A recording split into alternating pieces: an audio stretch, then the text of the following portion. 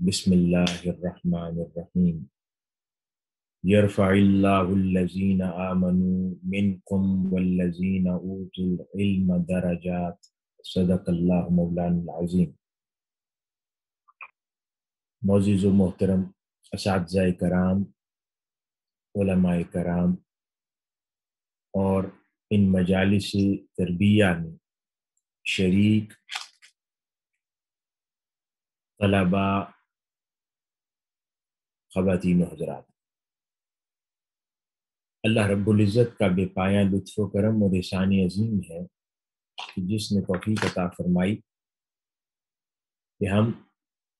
اپنی تربیت، تزکیہ نفس، اپنے حال اور احوال کی بہتری کے لیے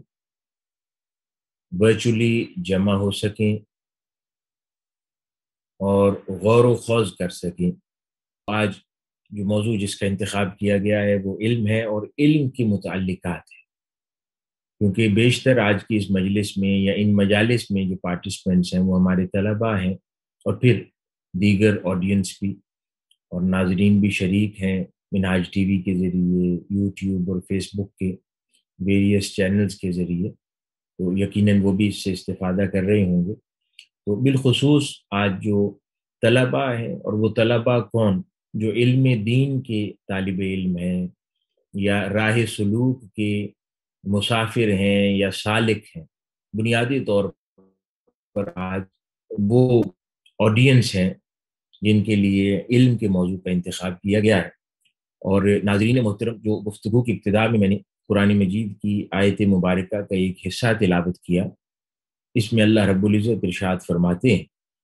کہ اللہ ان لوگوں کے درجات بلند فرما دے گا جو تم میں سے ایمان لائے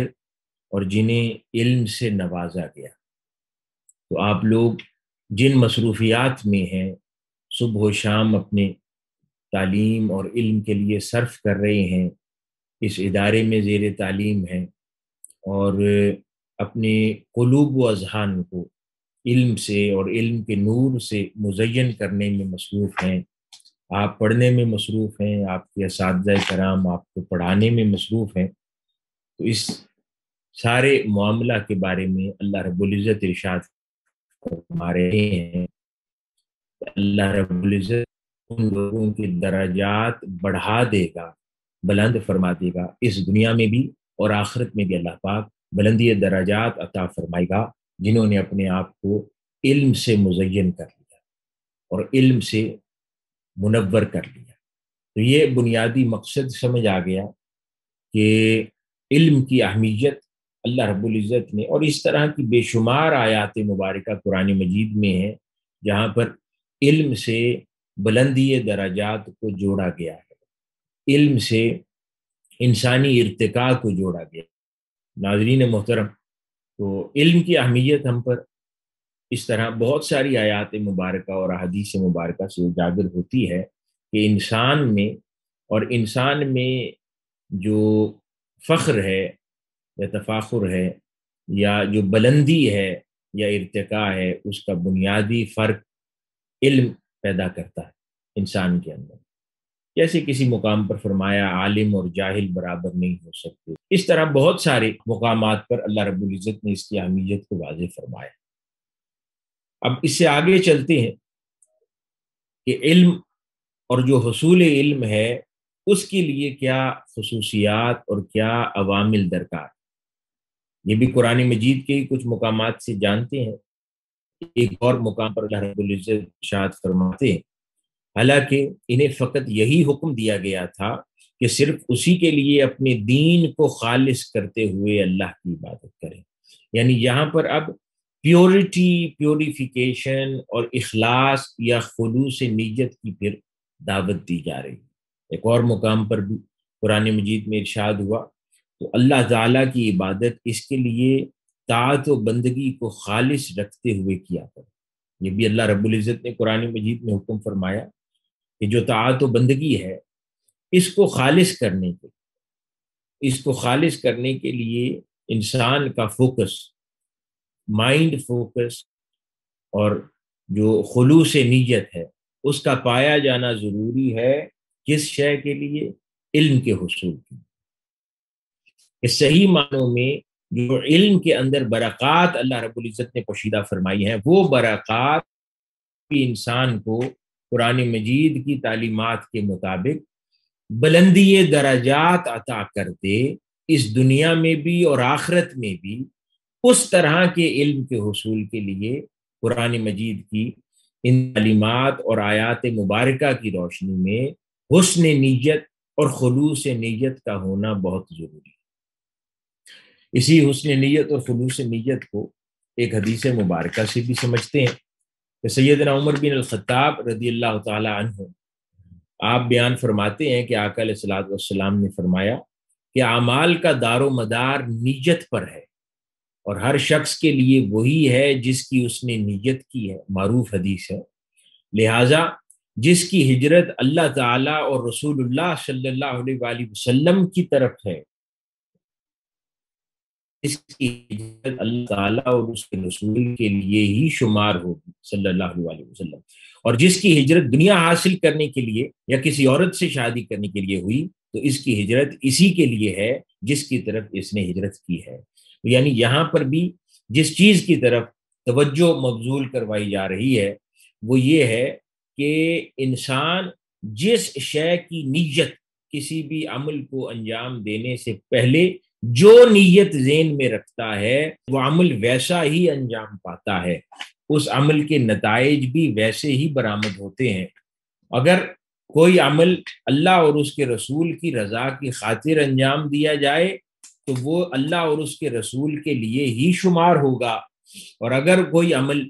کسی بھی اور وجہ سے انجام دیا جائے تو اللہ رب العزت فرما رہے ہیں، تاجدار کائنات صلی اللہ علیہ وآلہ وسلم نے بھی فرمایا کہ پھر وہ عمل اسی کام کی طرف اور اسی کھاتے میں لکھ دیا جائے گا کہ جس کی نیت اس نے اس عمل کو انجام دینے سے پہلے کی تھی۔ یہ بہت اہم بات ہے۔ 99% امور ہماری زندگی میں ایسے ہیں کہ ہم اپنی نیت کی وجہ سے ان کو گدلا کر لیتے ہیں۔ عمل بہت محنت طلب ہوتے ہیں، ان کے اندر ہمارا بہت وقت بھی صرف ہوتا ہے،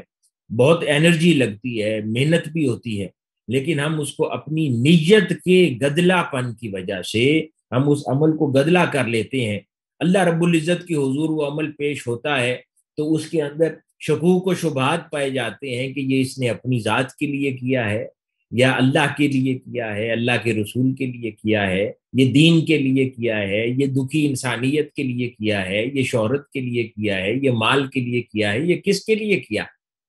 تو ویسے ہی اللہ کے حضور لکھ دیا جاتا۔ ناظرین محترم، اسی طرح حسن نیت کا جو شمار ہے حصول علم میں، اسی حوالے سے مختلف اقوال بھی ہیں صوفیاء کرام کے، بزرگان دین کے، ائمہ کے، جیسا کہ حضرت سفیان ثوری رحمۃ اللہ علیہ آپ ارشاد فرماتے ہیں کہ میں نے کبھی اپنی نیت سے بڑھ کر کسی چیز کا علاج نہیں کیا۔ سبحان اللہ، کتنی پیاری بات فرماتے ہیں۔ ہم زندگی میں 1000 چیزوں کا تعین کرتے ہیں، اس کے علاج کی ضرورت ہے، اس کے علاج کی ضرورت ہے۔ آپ فرماتے ہیں کہ میں نے اپنی نیت سے بڑھ کر کسی شے کا زندگی میں اتنا علاج نہیں کیا۔ پھر اسی طرح جو دین کا طالب علم ہے یا راہ سلوک پر چلنے والا مسافر ہے یا سالک ہے، اللہ رب العزت کی بارگاہ کا مسافر ہے، اس راہ کا سفر کرنے والا ہے، اس کے لیے بزرگان دین، صوفیاء کرام اور بالخصوص اس مقام پر سیدنا سفیان ثوری رحمۃ اللہ علیہ آپ ارشاد فرماتے ہیں کہ حصول علم میں انسان کا مقصود سرداری نہیں ہونا چاہیے۔ یہ بڑی غور طلب بات۔ فرمایا کہ جب حصول علم کر رہے ہیں، چاہے وہ حصول علم دین ہے،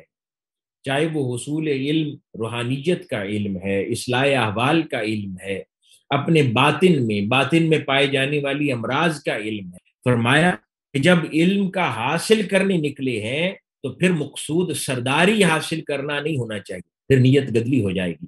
جاہ مال نہیں ہونا چاہیے، جاہ منصب نہیں ہونا چاہیے کہ اس علم کے حصول سے میں اپنے زمانے کا سب سے بڑا عالم دین کہلانے لگ جاؤں گا۔ فرمایا نہیں، یہ مقصد ہوگا تو اصل مقصد جو حصول رضائے باری تعالیٰ ہے اس سے پیچھے ہٹ جائیں گے. تو علم پھر وہ نہیں رہے گا جس نے اس دنیا اور آخرت میں بلندی درجات نصیب کرنا تھا.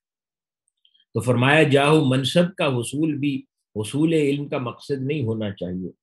پھر یہ مقصد نہیں ہونا چاہیے کہ میں اپنے حاضر زمانے کے جتنے بھی دیگر میرے مد مقابل ہیں ان سے جیت جاؤں. پھر فرمایا کہ یہ مطلب بھی نہیں ہونا چاہیے کہ میں جس مجلس میں بیٹھوں اس مجلس کی صدارت میسر آ جائے. یہ اغراض و مقاصد میں بھی نہیں ہونا چاہیے کہ اس دنیا کی منفعت اور مال حاصل کر لوں. پھر فرمایا کہ یہ مقصد بھی نہیں ہونا چاہیے کہ جو طالب علم ہے اس کی نگاہ کا فوکس یہ نہیں ہونا چاہیے کہ دنیا میں بہتر مفادات، بہتر تعلقات اور بہتر زمانے کے اوپر اپنا روب قائم کر سکوں. یہ وہ تمام چھوٹی اور حقیر چیزیں ہیں جو اس علم اور علم کے حصول کے بڑے مقصد سے بہت نیچے ہیں. لیکن انٹرسٹنگلی آج ہمارا زندگی کا فوکس یہی امور ہے. عالم دین ہے، نوجوان ہیں، اسٹوڈنٹس ہیں. آج کل سوشل میڈیا کا کلچر رواں دواں ہے. ہر کوئی تھوڑا بہت جتنا سبق پڑھا اس نے، اب وہ جا کر سوشل میڈیا کے اوپر چینل بھی بناتے ہیں، لیکچرز کا سلسلہ بھی شروع کرتے ہیں. کوئی اور بھی چھوٹی. اب اس کا بنیادی مقصد کیا ہے؟ یہ تو اس طالب علم کو خود بھی علم میں ہے کہ میں ابھی ناقص ہوں، مجھے ابھی علم پر پوری گرفت نہیں ہے، پوری مہارت حاصل نہیں کی، ابھی تک پورے اسباق پر، تمام مطالعہ پر، کتب پہ نظر نہیں ہے. میں لوگوں کو اپنی کسی کم فہمی یا کمزور بات کے نتیجے میں گمراہ بھی کر سکتا ہوں اور پوری طرح گرفت. تو پھر جب سوشل پلیٹ فارم انلیس کہ کوئی تقاضا کرے، سوشل پلیٹ فارمز کے اوپر جا کر اپنے خطابات کو اگر یا کسی بھی سلسلے کو اگر شروع کریں گے تو بنیادی مقصد کہیں اس کے دل میں چھپے پوشیدہ خواہش، اس کے دل میں عزت ہے، دنیاوی جاہ و منصب ہے، اپنے ہم زمانہ اپنے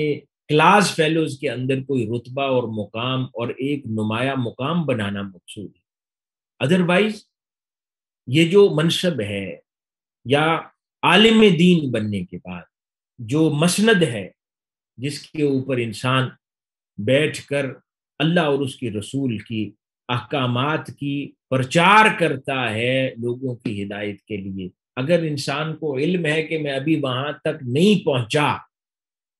تو پھر وہ اس قسم کے جتنے بھی معاملات کرتا ہے اس کا بنیادی مقصد فقط وہ دنیاوی شہرت ہے، جس سے یہاں پر منع کیا جا رہا ہے کہ یہ آپ کو وہ علم کا نور نہیں حاصل کرنے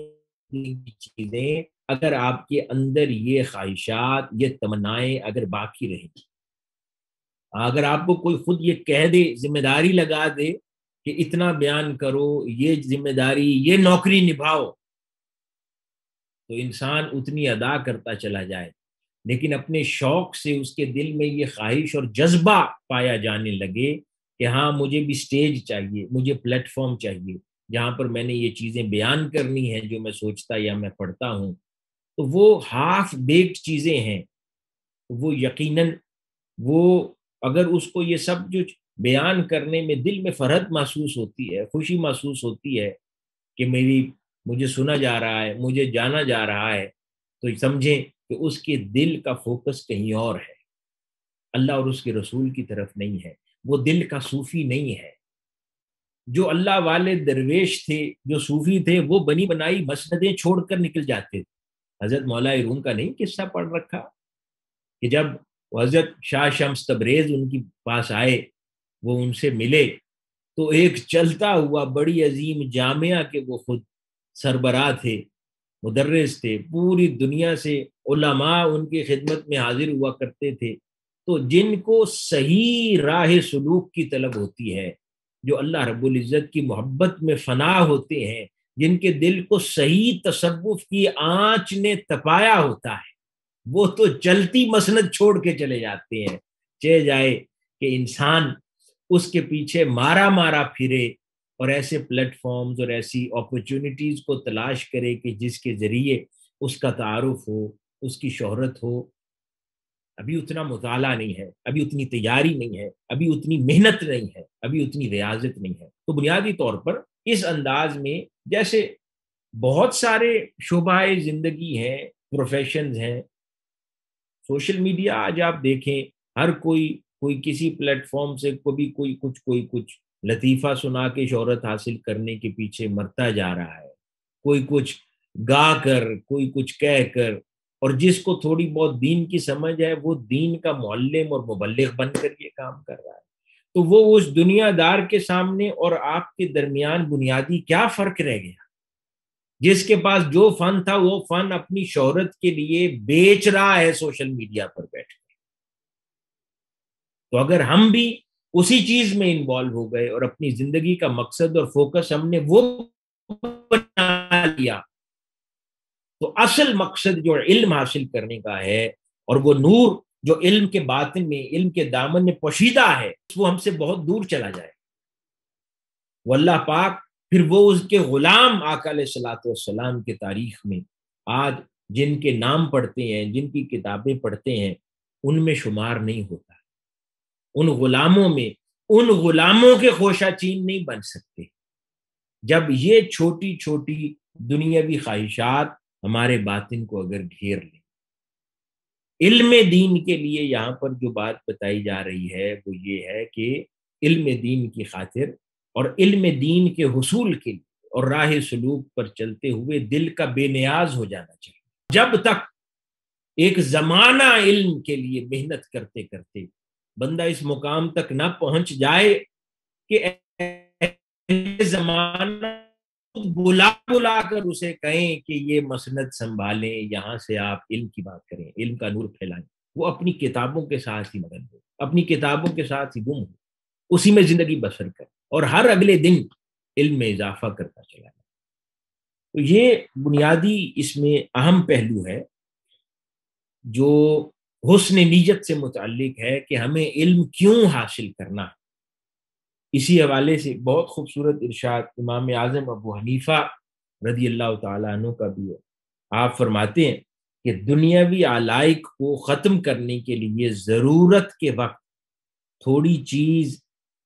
لینے اور اس پر قناعت سے مدد لے لینی چاہیے. یعنی کہ علم کے حصول کو، تبلیغ دین ہو یا علم کو پھیلانا ہو، اس کو اپنا ذریعہ معاش بھی اس طرح نہ بنا لو کہ اس سے امیر ہوتے چلے جاؤ. ذریعہ معاش اور بناؤ زندگی کے اندر جو حلال ہے.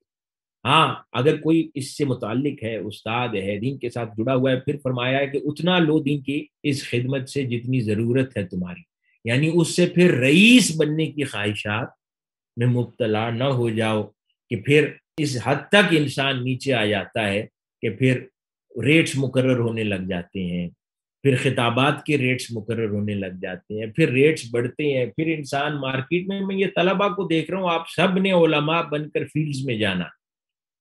پھر کہتے ہیں کہ میرے جیسا بولنے والا اتنے پیسے لیتا ہے، میں کم لوں گا تو مجھے یہ چھوٹا خطیب تصور کریں گے. یہ سب دنیا داری ہے، یہ عذاب ہے، یہ بری سوچیں ہیں، یہ غلیظ سوچیں ہیں. اس طرف نہیں جانا. یہ سب ہمارے قائد نے نہیں کیا، یہ ہمارے قائد نے بتایا نہیں ہے، یہ منہاج القرآن کا رستہ نہیں ہے. یہی بنیادی فرق ہے، پہچان ہے، شناخت ہے، جس کا تعلق منہاج القرآن سے ہے، جو منہاج القرآن سے فارغ و تحصیل ہے، اور جس کا تعلق منہاج القرآن سے نہیں ہے. کبھی بھی زندگی کی اس طرح کی کسی سٹیج پر کوئی دل میں خیال آ جائے اور دوسری اس قسم کی باتیں دل کو للچانے لگیں تو سمجھ لیں کہ یہ منہاج القرآن کا رستہ نہیں ہے. ہمارا جس ہستی سے، جس شیخ سے تعلق ہے، وہ یہ باتیں وہاں کی نہیں. تو پھر یہ تو وہ امام اعظم فرما رہے ہیں کہ دین سے وابستہ ہو کر اگر گھر بار چلانا ہے تو وہ اس طرح کا کہ اس کے حلال ہو اور ضرورت ہو، اور زندگی ڈیڈیکیٹڈ ہو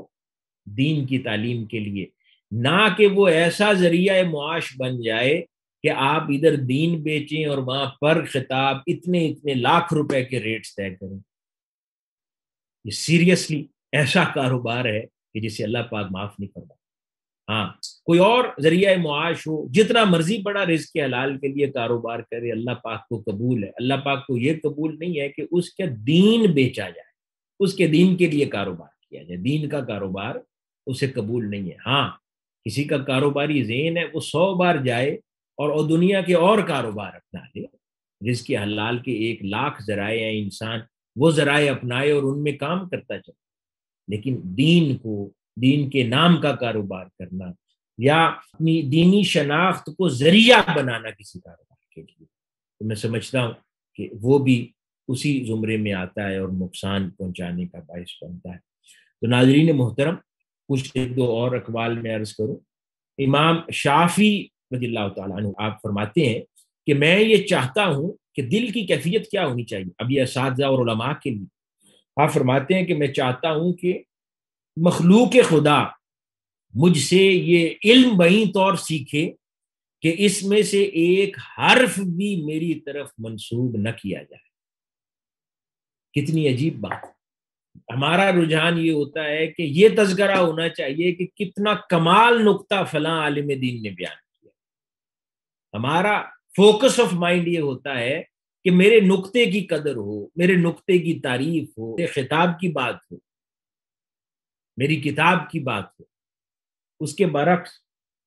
وہ لوگ، وہ ہستیاں جن کو اللہ پاک نے علم کے خزانے دے، ان کی ایک ایک مجلس سے علم کے سمندر رواں ہوتے تھے، وہ لوگ کیا کہتے ہیں کہ میں چاہتا ہوں کہ مخلوق خدا میرے اس علم سے سیکھے جو اللہ پاک نے مجھے عطا فرما رکھا ہے، لیکن اس میں سے کچھ بھی مجھ سے منسوب نہ ہو، یعنی اس علم سے جو لوگوں کو فائدہ پہنچائے اس سے میری شہرت نہ ہو، اس سے میری شہرت میں اضافہ نہ ہو، صرف لوگوں کو خیر ملتی رہے، لوگوں میں خیر بٹتی رہے، لوگ اس سے استفادہ کرتے رہے۔ اسی طرح ایک اور بڑی عظیم پیاری بات، امام ابو یوسف رحمۃ اللہ علیہ، جو امام اعظم ابو حنیفہ رضی اللہ تعالیٰ عنہ کے عظیم شاگردوں میں سے، آپ فرماتے ہیں کہ اے لوگو، اپنے علم سے اللہ کو پا لینے کا ارادہ کرو،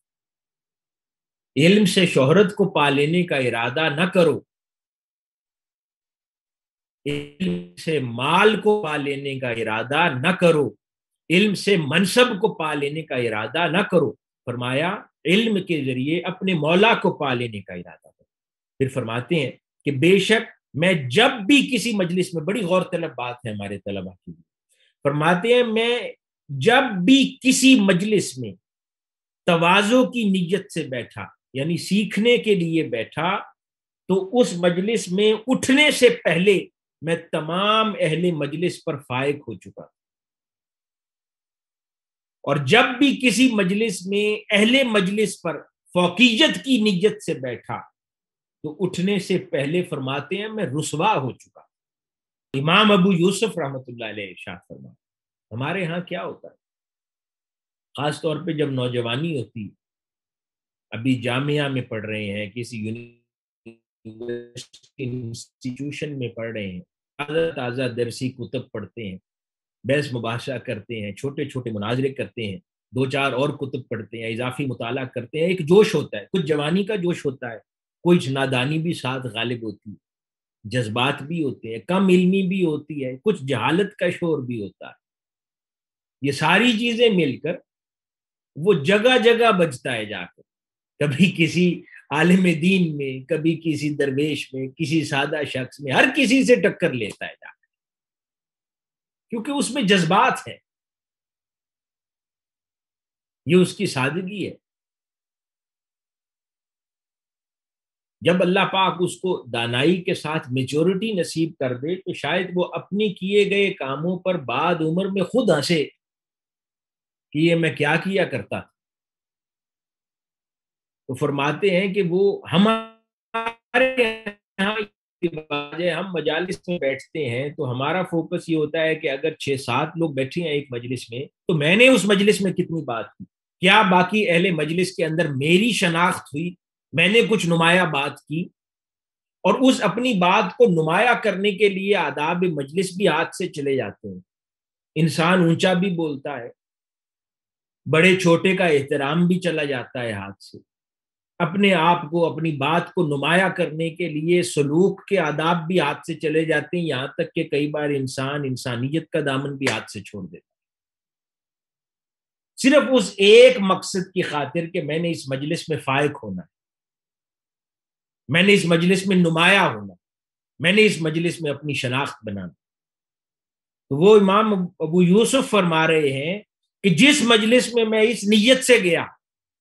کہ وہاں میں نے خاص دو چار بڑے نکتے کہہ کر مجلس میں نمایاں مقام حاصل کرنا ہے، فرمایا میں اس مجلس میں رسوا ہو کر جاؤں۔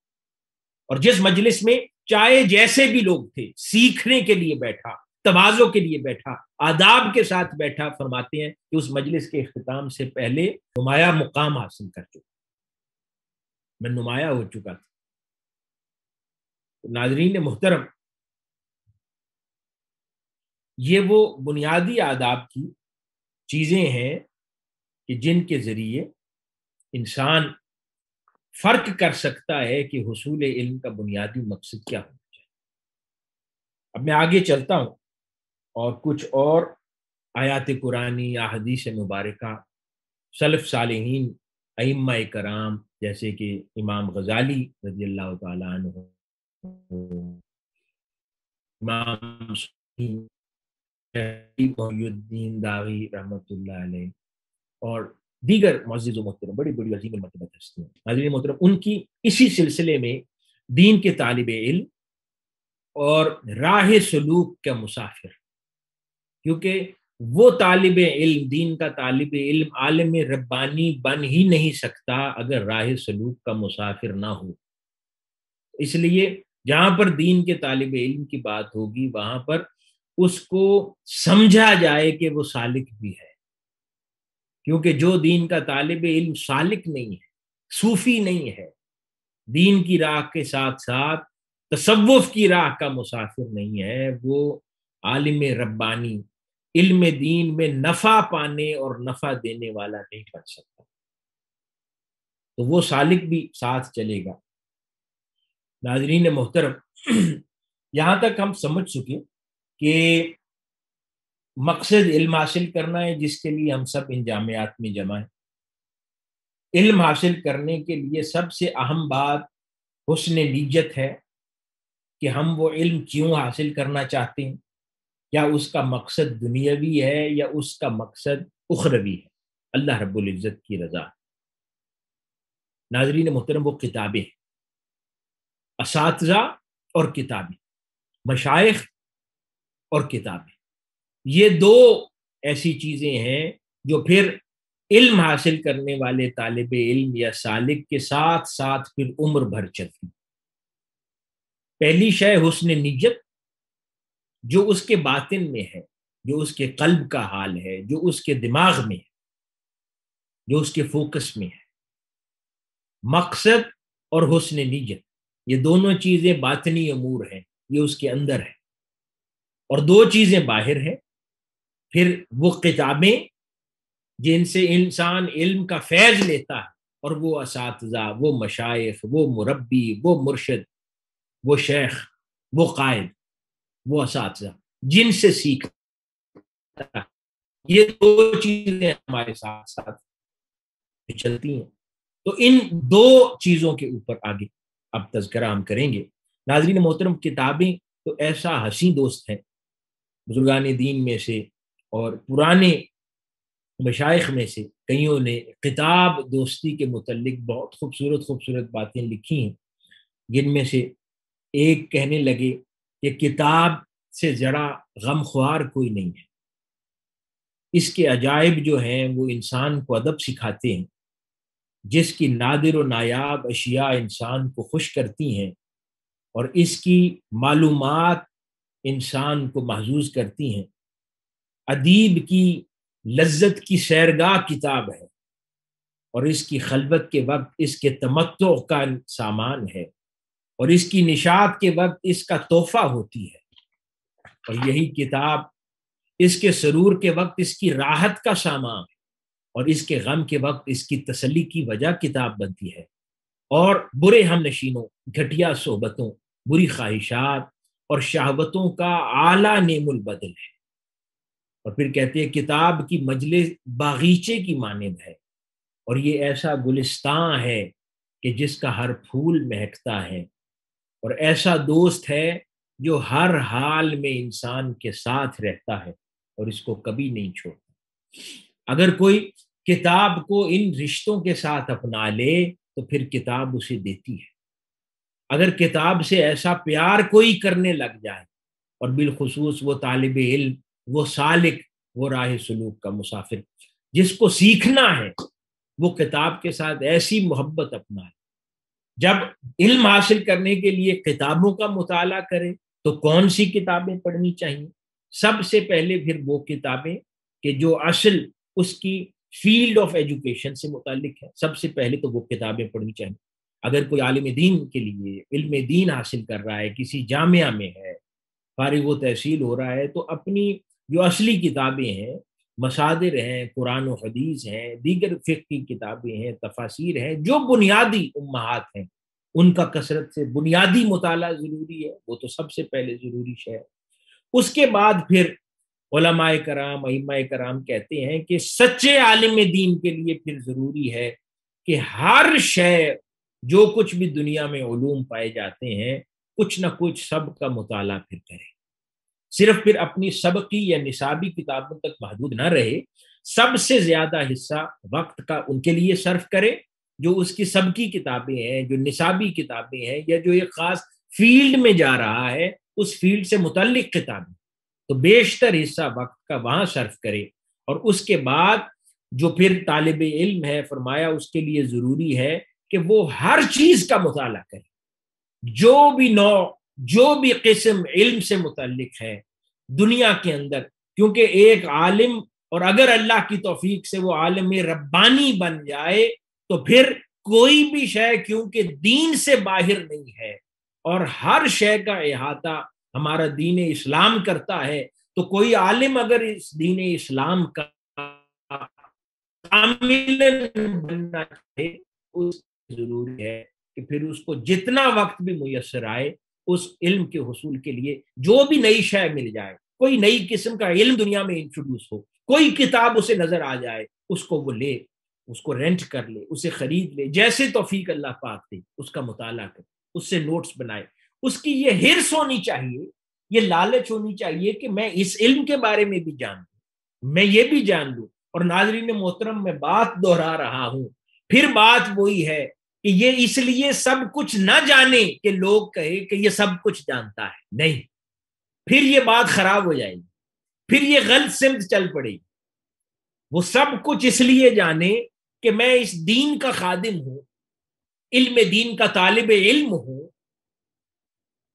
میں اس دین کی بات کو سمجھنے کے لیے اس دنیا میں جتنے نئے علوم آتے ہیں، میں ان کو اپنے دین اسلام کی اینک سے ان کا بھی مطالعہ کرنے کی کوشش کروں، ان کو بھی قرآن کی نظر سے دیکھوں، انہیں بھی حدیث مبارکہ کی نظر سے دیکھوں، تاکہ کوئی علم، کسی علم کا گوشہ ایسا نہ رہ جائے میری نگاہ سے کہ کوئی کبھی حوالتاً بھی بات کرے کہ فلاں شخص علم دین جانتا ہے اور میرے پاس آئے اور میری وجہ سے دین کو شرمندگی اٹھانی پڑے۔ وہ اس تصور اور خیال سے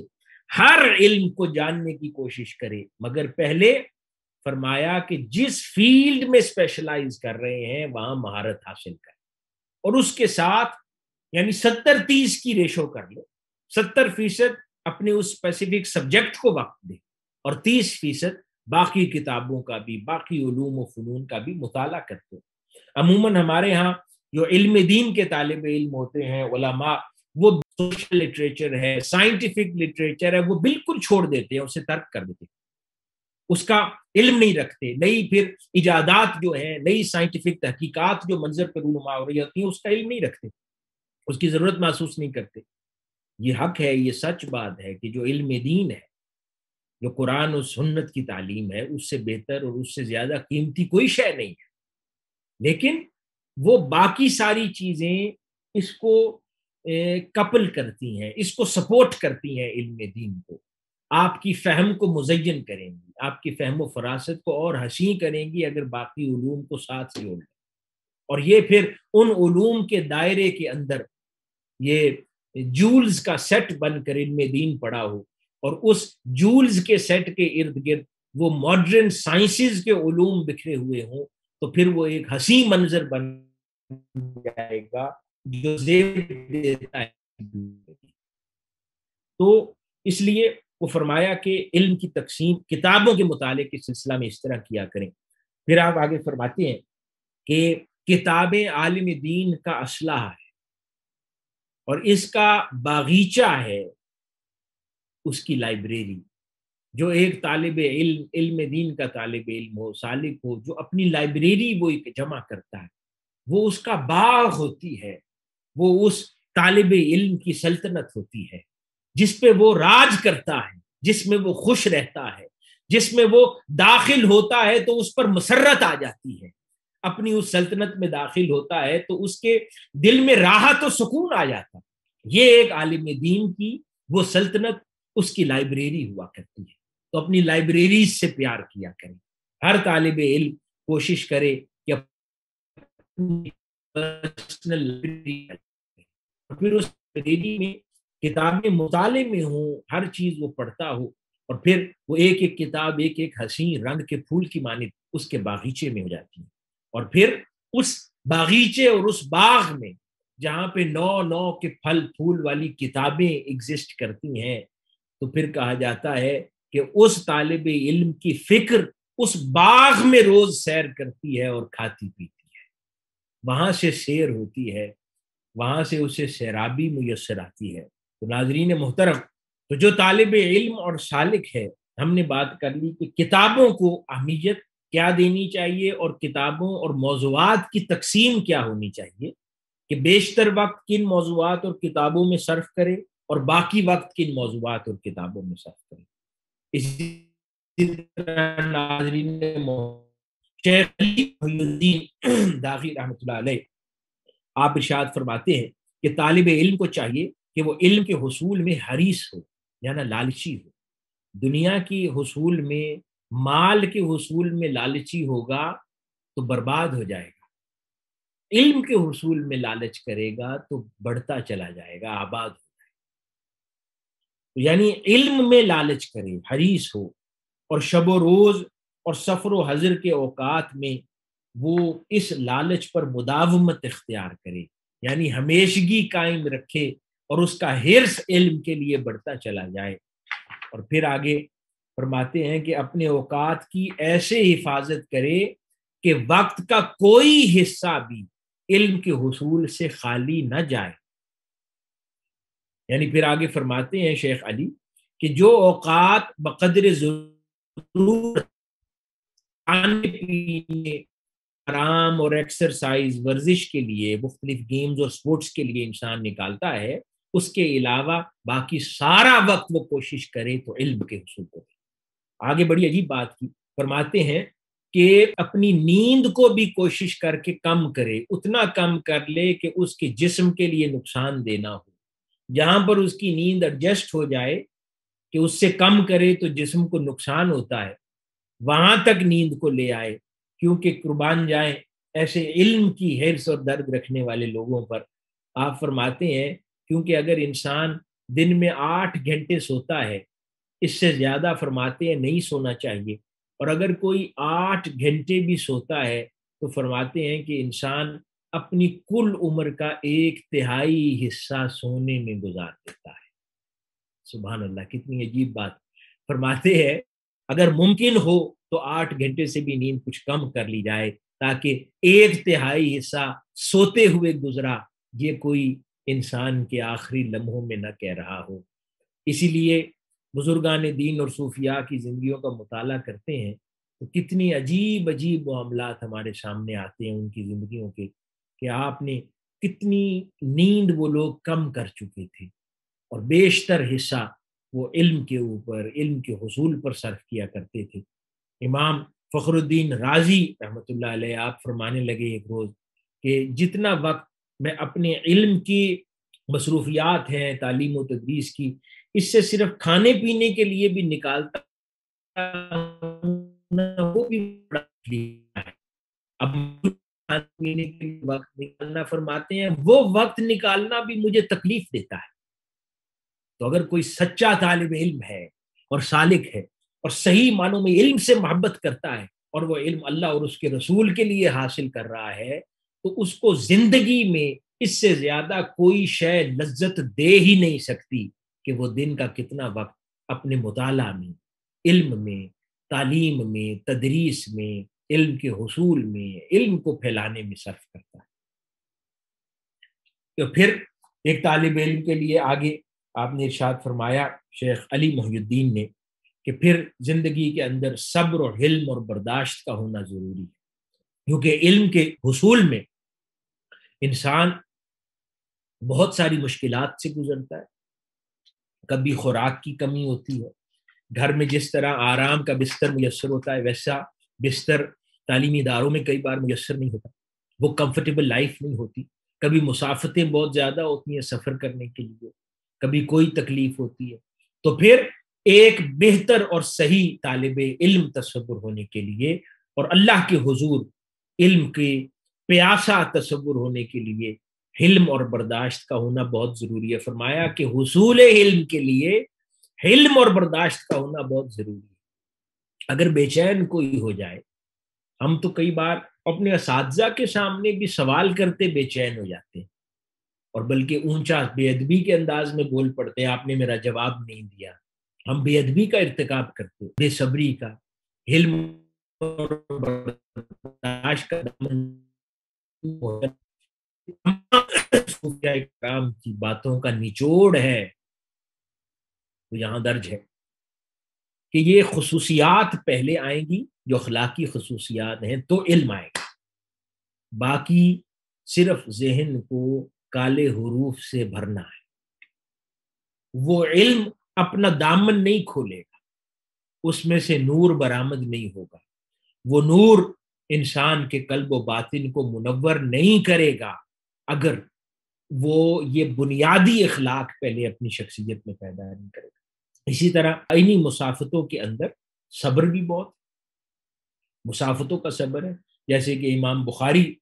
رضی اللہ تعالیٰ عنہ آپ ارشاد فرماتے ہیں کہ وہ ایک حدیث شریف لینے کے لیے وہ مسافت طے کرتے، اور وہاں پہنچ کر اگر کوئی ایسی اہل نظر نہ آتا کہ اس سے حدیث لی جائے تو صبر و برداشت سے واپس آ جاتے۔ ان کے ذہن پر، ان کے ماتھے پر اس طرح کا شکوہ نہ آتا کہ میں اتنی مسافت طے کر کے گیا ہوں اور اس آدمی نے کیا کیا اور اس میرا وقت ضائع کر دیا۔ نہیں، حصول علم میں حلم، برداشت، صبر، اطمینان، جس استاد سے، جس شیخ سے سیکھنا ہے اس کے لیے صبر، بے چینی، بے قراری، بے صبری، یہ وہ ساری چیزیں ہیں جو علم سیکھنے نہیں دیتی۔ صبر و اطمینان یہ علم سکھاتا ہے۔ ایسی بہت ساری اور صوفیہ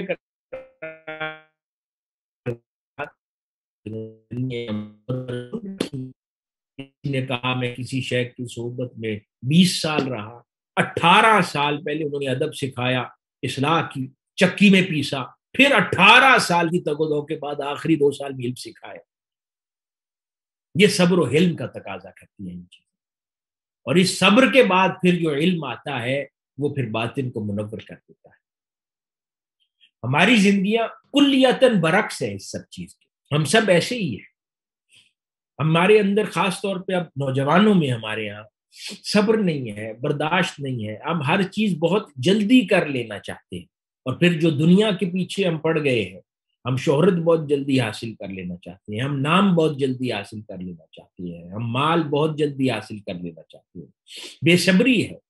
وہ استاد، وہ شیخ 60-70 سال کی ریاضت کے بعد جا کے کسی جگہ پر بیٹھا ہوا ہے، ہم اس کو 50 سال پہلے چیلنج کرتے ہیں، اور اس حال میں چیلنج کرتے ہیں کہ جب واقعتاً ہمارا علم ناقص ہوتا ہے، ہماری تیاری نہیں ہوتی۔ ناظرین محترم، یہاں پر حضرت امام شافعی رضی اللہ تعالیٰ عنہ آپ کے کچھ اشعار ہیں جن کا میں ترجمہ اور مفہوم بیان کرتا ہوں۔ آپ نے فرمایا کہ کوئی اگر صحیح معنوں میں علم حاصل کرنا چاہتا ہے، ناظرین محترم، وہ علم کہ جو علم بلندی درجات دیتا ہے، وہ علم جو قلب کو منور کرتا ہے، وہ علم جو انسان کے ذہن کو مزین کرتا ہے، وہ علم جو اس کو نفع بخشتا ہے، اس علم کے بارے میں فرمایا کہ 6 چیزوں کے ذریعے ہی ویسا علم، پہلی چیز فرمایا ذکا، ذہانت، انٹیلیجنس اس کے پاس ہونی چاہیے اگر وہ صحیح معنوں میں علم حاصل کرنا چاہے۔ دوسری شے فرمایا حرص، پھر اس علم حاصل کرنے کے لیے ایمبیشن ہونا چاہیے، حرص ہونا چاہیے، لالچ ہونی چاہیے علم حاصل کرنے کی، اور اس کے پیچھے مارا پھرے۔ استاد کو کلاس میں پہلے آ کے ویٹ نہ کرنا پڑا کرے کہ اب جب بچے جمع ہوں گے کلاس میں تو میں لیکچر شروع کروں گا، اسے حرص نہیں کہتے۔ یعنی استاد بچوں کے پیچھے نہ مارا کرے۔ تیسری چیز فرمایا اجتہاد، اس سے میں کریٹیوٹی بھی کہوں گا کہ علم حاصل کرنے کے لیے، اور صحیح طالب علم وہ ہے کہ جو کریٹیو ہو۔ پہلی چیز کہ ذہین ہو، دوسری چیز حریص ہو، تیسری چیز کریٹیو ہو، نئے نئے ذرائع اور طریقے حاصل کرے جس سے وہ علم حاصل کرتا ہے۔ پھر جو علم حاصل کرتا ہے، پھر یہ نہیں کہ وہ مجتہد بن کے زمانہ طالب علمی میں اجتہاد کرنا شروع کر دے، اس سے مراد یہ نہیں ہے کہ وہ کریٹیو ہو اور کریٹیوٹی کے ساتھ نئے علم، نئے علوم، نئے ذرائع کے ذریعے علم کو حاصل کرنے کی کوشش کرے۔ پھر فرمایا اس کے ساتھ یہ نہیں کہ انسان کو بلینئر بننا ہے، کوئی دنیا کا سب سے امیر ترین آدمی بننا، نہیں، کیونکہ علم دین سے بڑی کوئی نعمت اور کوئی قیمتی شے ہے ہی نہیں دنیا۔ اس لیے جو شخص علم کی طرف محنت کر رہا ہے، علم کی طرف تگ و دو کر رہا ہے، علم کے لیے زندگی گزار رہا ہے، تو اس کے لیے فرمایا کہ ساتھ پھر کچھ حلال معاش کا ایک بنیادی انتظام بھی کر رکھے، تاکہ پھر وہ علم دین کی طرف جو اس کا رجحان اور محنت ہے، بھلے وہ جاب کر لے یا کوئی بزنس کاروبار کرتا ہے، لیکن ایک ایسا انتظام ارینجمنٹ بھی ہو، یا اگر استاد ہے تو اس کو جاب کے ذریعے سیلری آ جاتی ہے۔ تو مراد یہ کہ ایک حلال رزق کا انتظام بھی ہو تاکہ باقی وقت پھر فراغت اور پیس آف مائنڈ کے ساتھ علم کے لیے صرف کر سکے۔ پھر ایک یہ چیز فرمائی، چوتھی چیز فرمایا اچھے شیخ کی صحبت۔ کئی لوگ سمجھتے ہیں کہ ہم لوگ کتابوں کے مطالعہ سے اچھے طالب علم بن جائیں گے، دین سیکھ لیں گے، راہ سلوک کا سفر طے کر لیں گے۔ میں ناظرین محترم آگے بھی عرض کروں گا کچھ اور روایات کثرت سے، بلکہ اتفاق رائے کے ساتھ ائمہ، علماء، صوفیاء، آپ نے کہا ہے کہ بغیر شیخ اور استاد کے دامن پکڑے کچھ سفر طے نہیں۔ نہ علم دین میں کوئی بڑا عالم بنتا ہے استاد کوئی بڑا رکھے بغیر، نہ کوئی صوفی اللہ کے حضور قربتوں کے وہ سفر طے کر پاتا ہے کوئی مرشد کامل اور شیخ رکھے بغیر۔ یہ ایک بڑی بنیادی بات، اور یہ تو دنیا کا بھی اصول ہے، یہ صرف دین کی بات نہیں ہے۔ کوئی کسی کو کوئی بہت بڑا کاروباری بننا ہے، وہ بلینئر بننا ہے، تو وہ بلینئر کی لسٹ بنا لیتا ہے، اور پھر جن کے ساتھ مزاج ملتا ہے ان کو بے شک ملاقات میں اپنے تخیلات میں رول ماڈل بنا لیتا ہے اور پھر اس کی زندگی کو فالو کرتا ہے۔ تو اس نے ایک غیر محسوس انداز میں اپنے لیے ایک اس فیلڈ کا مرشد چن لیا اور اس کو فالو کرتا جا رہا ہے۔ اسی طرح کوئی اور پروفیشن ہے، کوئی ڈاکٹر ہے تو اپنی فیلڈ کا کوئی بڑا نام ڈاکٹر کا ہوتا ہے، اس کو رول ماڈل بنا لیتا ہے۔ تو ناظرین محترم اسی طرح علماء کے لیے رول ماڈلز ہیں، اسی طرح صوفیاء اور درویشوں اور فقیری کی راہ پر چلنے والوں کے لیے بھی رول ماڈل ہے، تو ان کو اپنانا ضروری ہے۔ اور آخری چیز آپ نے فرمائی کہ علم حاصل کرنا چاہتے ہو تو چھٹی چیز یہ ہے کہ طویل مدت کے لیے محنت کے لیے تیار ہے۔ دیر از نو شارٹ کٹ ایٹ آل۔ سکون سے فوکس کے ساتھ محنت کرتے چلے تاکہ اللہ رب العزت انسان کو پھر وہ صحیح معنوں میں علم کی خیرات عطا فرمائے۔ آگے چلتے ناظرین محترم، اسی طرح شیخ علی محی الدین داغی رحمۃ اللہ علیہ ارشاد فرماتے ہیں کہ جو دین کے طالب علم اور سالک ہیں ان کے لیے بہتر ہے کہ وہ رسول اللہ صلی اللہ علیہ وآلہ وسلم کی اقتداء اختیار کریں، یعنی اپنی زندگی میں آقا علیہ الصلوۃ والسلام کی سنت مطہرہ اور آپ کی حیات مبارکہ کی تمام کیفیات کو اپنانے کی کوشش کریں۔ تو اجرت طلب نہ کریں، جیسا کہ تاجدار کائنات صلی اللہ علیہ وآلہ وسلم نے فرمایا، اور میں تم سے اس تبلیغ حق پر کوئی معاوضہ نہیں مانگتا، میرا اجر تو صرف سب جہانوں کے رب کے ذمہ ہے۔ اور جیسے میں نے پہلے عرض کیا، آپ فرماتے ہیں کہ اگر کوئی ایسی ملازمت کرتا ہے کہ جس کے اندر وہ علم دین دیتا ہے یا تعلیم دیتا ہے، پڑھاتا ہے، یا کسی جگہ خطابت کرتا ہے، یا روزگار کا اس کا ذریعہ ہے، ہاں تو اس حلال رزق کمانے میں کوئی حرج نہیں ہے، لیکن اللہ کے دین کی خدمت کو رئیس بننے کے لیے استعمال کریں۔ یعنی ایک ہے رزق کی حلال ضرورتوں کو پورا کرنا، اور ایک ہے پھر عمارت کی دوڑ میں دوڑ کرنا۔ تو اللہ کے دین کی راہ کو اور اس خدمت کو امیر بننے کی دوڑ میں شریک ہونے کے لیے استعمال نہ کرے۔ اب ذرا آگے چلتے ہیں، اور امام غزالی رضی اللہ تعالی عنہ نے ایک دین کے طالب علم اور سالک کو کیا بنیادی تعلیمات اور نصیحتیں فرمائی ہیں، کچھ ان کا تذکرہ کرتے ہیں۔ امام غزالی رضی اللہ تعالیٰ عنہ آپ ارشاد فرماتے ہیں، اے بیٹے، ایوہ الولد میں آپ نے یہ چیزیں ارشاد فرمائی، تو اعمال میں مفلس نہ ہو، نہ ہی احوال سے خالی ہو، اور یہ یقین کر لے کہ محض علم سے بغیر عمل کے کبھی بیڑا پار نہیں ہو سکتا۔ یہ اگلا بہت اہم نقطہ ہے جس کی طرف ہم توجہ نہیں دیتے۔ ہم کئی بار سوچتے ہیں علم دین حاصل کیا ہے، کتابیں پڑھی ہیں، دین سیکھا ہے، یا تصوف کے کوئی معاملات، ادب، آداب، ریاضات، اصول کچھ سیکھے ہیں، تو ہم سمجھتے ہیں کہ شاید اب یہ جاننا ہمارے لیے کافی ہو گیا ہے، اور آگے ہم برملا درس و تدریس کرتے ہیں، لوگوں کو سمجھاتے ہیں، لوگوں کو بہت بلند بانگ انداز میں اونچی آواز کے ساتھ لوگوں میں خطاب کرتے ہیں، لوگوں میں تعلیم اور درس کرتے ہیں، لیکن خود عمل نہیں کرتے۔ ہمارے اندر وہ چیزیں ایگزسٹ نہیں کرتی، اور ہر کوئی اپنے دامن میں جھانکے تو اس کو مسئلہ نظر آئے گا کہ ہاں فلاں چیز میں نے کہہ دی تھی لیکن خود اس پر عمل نہیں تھا۔ یہ سب سے بڑی رکاوٹ ہے کسی صوفی کو اپنا سفر مکمل کرنے کی راہ۔ وہ چڑھتا بھی نہیں ہے اس راہ پر، پہنچنا تو بڑی دور کی بات ہے۔ اس کے لیے امام غزالی نے مثال دی ہے، اس کی مثال یہ ہے کہ کسی آدمی نے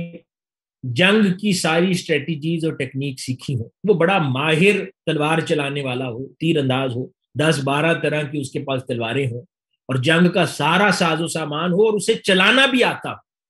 اور اس پر اچانک کوئی شیر حملہ آور ہو جائے، وہ ہر چیز کا علم رکھے لیکن اس اسلحے کو چلانے کا عمل نہ کرے، تو کیا اسلحہ خود بخود چلے گا؟ نہیں چلے گا۔ تو فرماتے ہیں کہ اسی طرح جو عالم دین ہے وہ ساری زندگی کتابوں کا مطالعہ کرتا رہے، لوگوں کو سمجھاتا رہے، لیکن خود اس پر عمل نہ کرے، تو وہ ایسے ہی ہے کہ وہ میدان جنگ میں کھڑا ہے، وہ ساری ٹول ٹیکنیکس جانتا ہے پر چلاتا نہیں، اس سے فائدہ حاصل نہیں کرتا۔ ناظرین محترم، آپ نے فرمایا کہ جو سیکھو سب سے پہلے اپنے اوپر اپلائی کرو، اس کے بعد لوگوں میں اس کی تعلیم کرو۔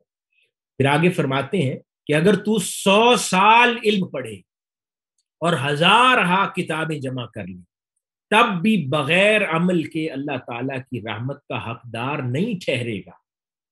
کیونکہ اللہ تعالیٰ کا فرمان ہے، اور ان کے انسان کو عدل میں وہی کچھ ملے گا جس کا اس نے کوشش کی ہوگی۔ یعنی وہاں پر کیا جانتا ہے اس پر اس کو اجر نہیں ملے گا،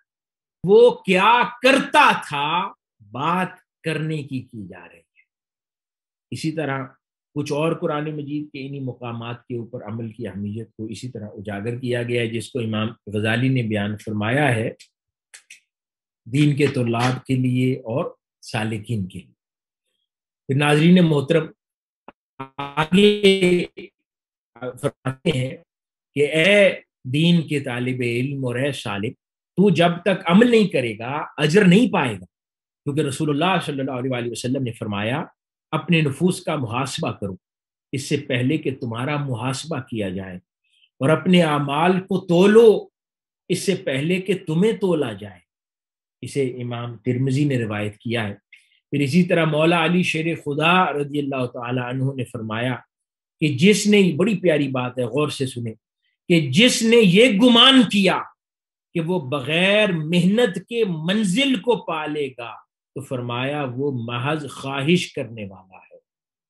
اور جس نے یہ گمان کیا کہ وہ محنت کے کیے بغیر منزل کو پالے گا وہ بے نیاز ہے، اسے سمجھ ہی نہیں. ناظرین محترم، یہ جو طالب علمی کا زمانہ ہے یہ محنت کا زمانہ ہے. اگر آپ صرف اپنے تصورات میں اپنے رول ماڈلز کو دیکھتے رہیں گے، ان کی کامیابیوں کو، ان کی عزت کو، ان کی شہرت کو، ان کی کتب کو، ان کے کامیابی منازل کو دیکھتے رہیں گے اور بیٹھ کر صرف خواہش کرتے رہیں گے، محنت نہیں کریں گے، ویسی زندگی خود نہیں گزاریں گے، ویسی ریاضت خود نہیں کریں گے، اتنا جاگنا خود نہیں اپنائیں گے زندگی کے اندر. تو مولا علی شیر خدا رضی اللہ تعالی عنہ آپ ارشاد فرما رہے ہیں کہ وہ شخص ناداں ہے، وہ سمجھتا نہیں ہے، وہ بے نیاز ہے، اسے پتہ نہیں ہے کہ محنت کے بغیر منزلیں ملا نہیں کرتی. اسی طرح امام حسن رضی اللہ تعالی عنہ نے ارشاد فرمایا کہ بلا عمل جنت طلب کرنا بھی گناہ ہے. ہم لوگ بیٹھ کے خواہشات کرتے ہیں، امام حسن رضی اللہ تعالیٰ عنہ ارشاد فرما رہے ہیں کہ اگر اس کے قابل عمل نہیں کرتے تو جنت کو بغیر عمل کے طلب کرنا بھی گناہ ہے. پھر فرمایا کہ حقیقت کی علامت عمل کے تکنے کو ترک کرنا نہیں ہے، بلکہ عمل کو تکنے کو ترک کر دینا ہے، عمل کو ترک کرنا نہیں ہے. پھر رسول اللہ صلی اللہ علیہ وسلم نے ارشاد فرمایا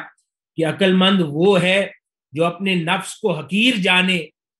اور مرنے کے بعد کے لیے عمل کرے، اور جائز اور عاجز شخص وہ ہے جو اپنی ہوائے نفس کی پیروی کرے اور اللہ تعالیٰ سے امیدیں لگائے. اسے امام ترمذی نے بھی روایت کیا ہے اور کہا ہے کہ یہ حدیث حسن ہے. ناظرین محترم، اسی طرح آگے چلتے ہیں. امام غزالی رضی اللہ تعالیٰ عنہ آگے ارشاد فرماتے ہیں سالک کے لیے 4 امور واجب ہیں، یعنی کہ 4 ایسے امور ہیں جو ایک طالب علم اور سالک کو انجام دینے چاہیے.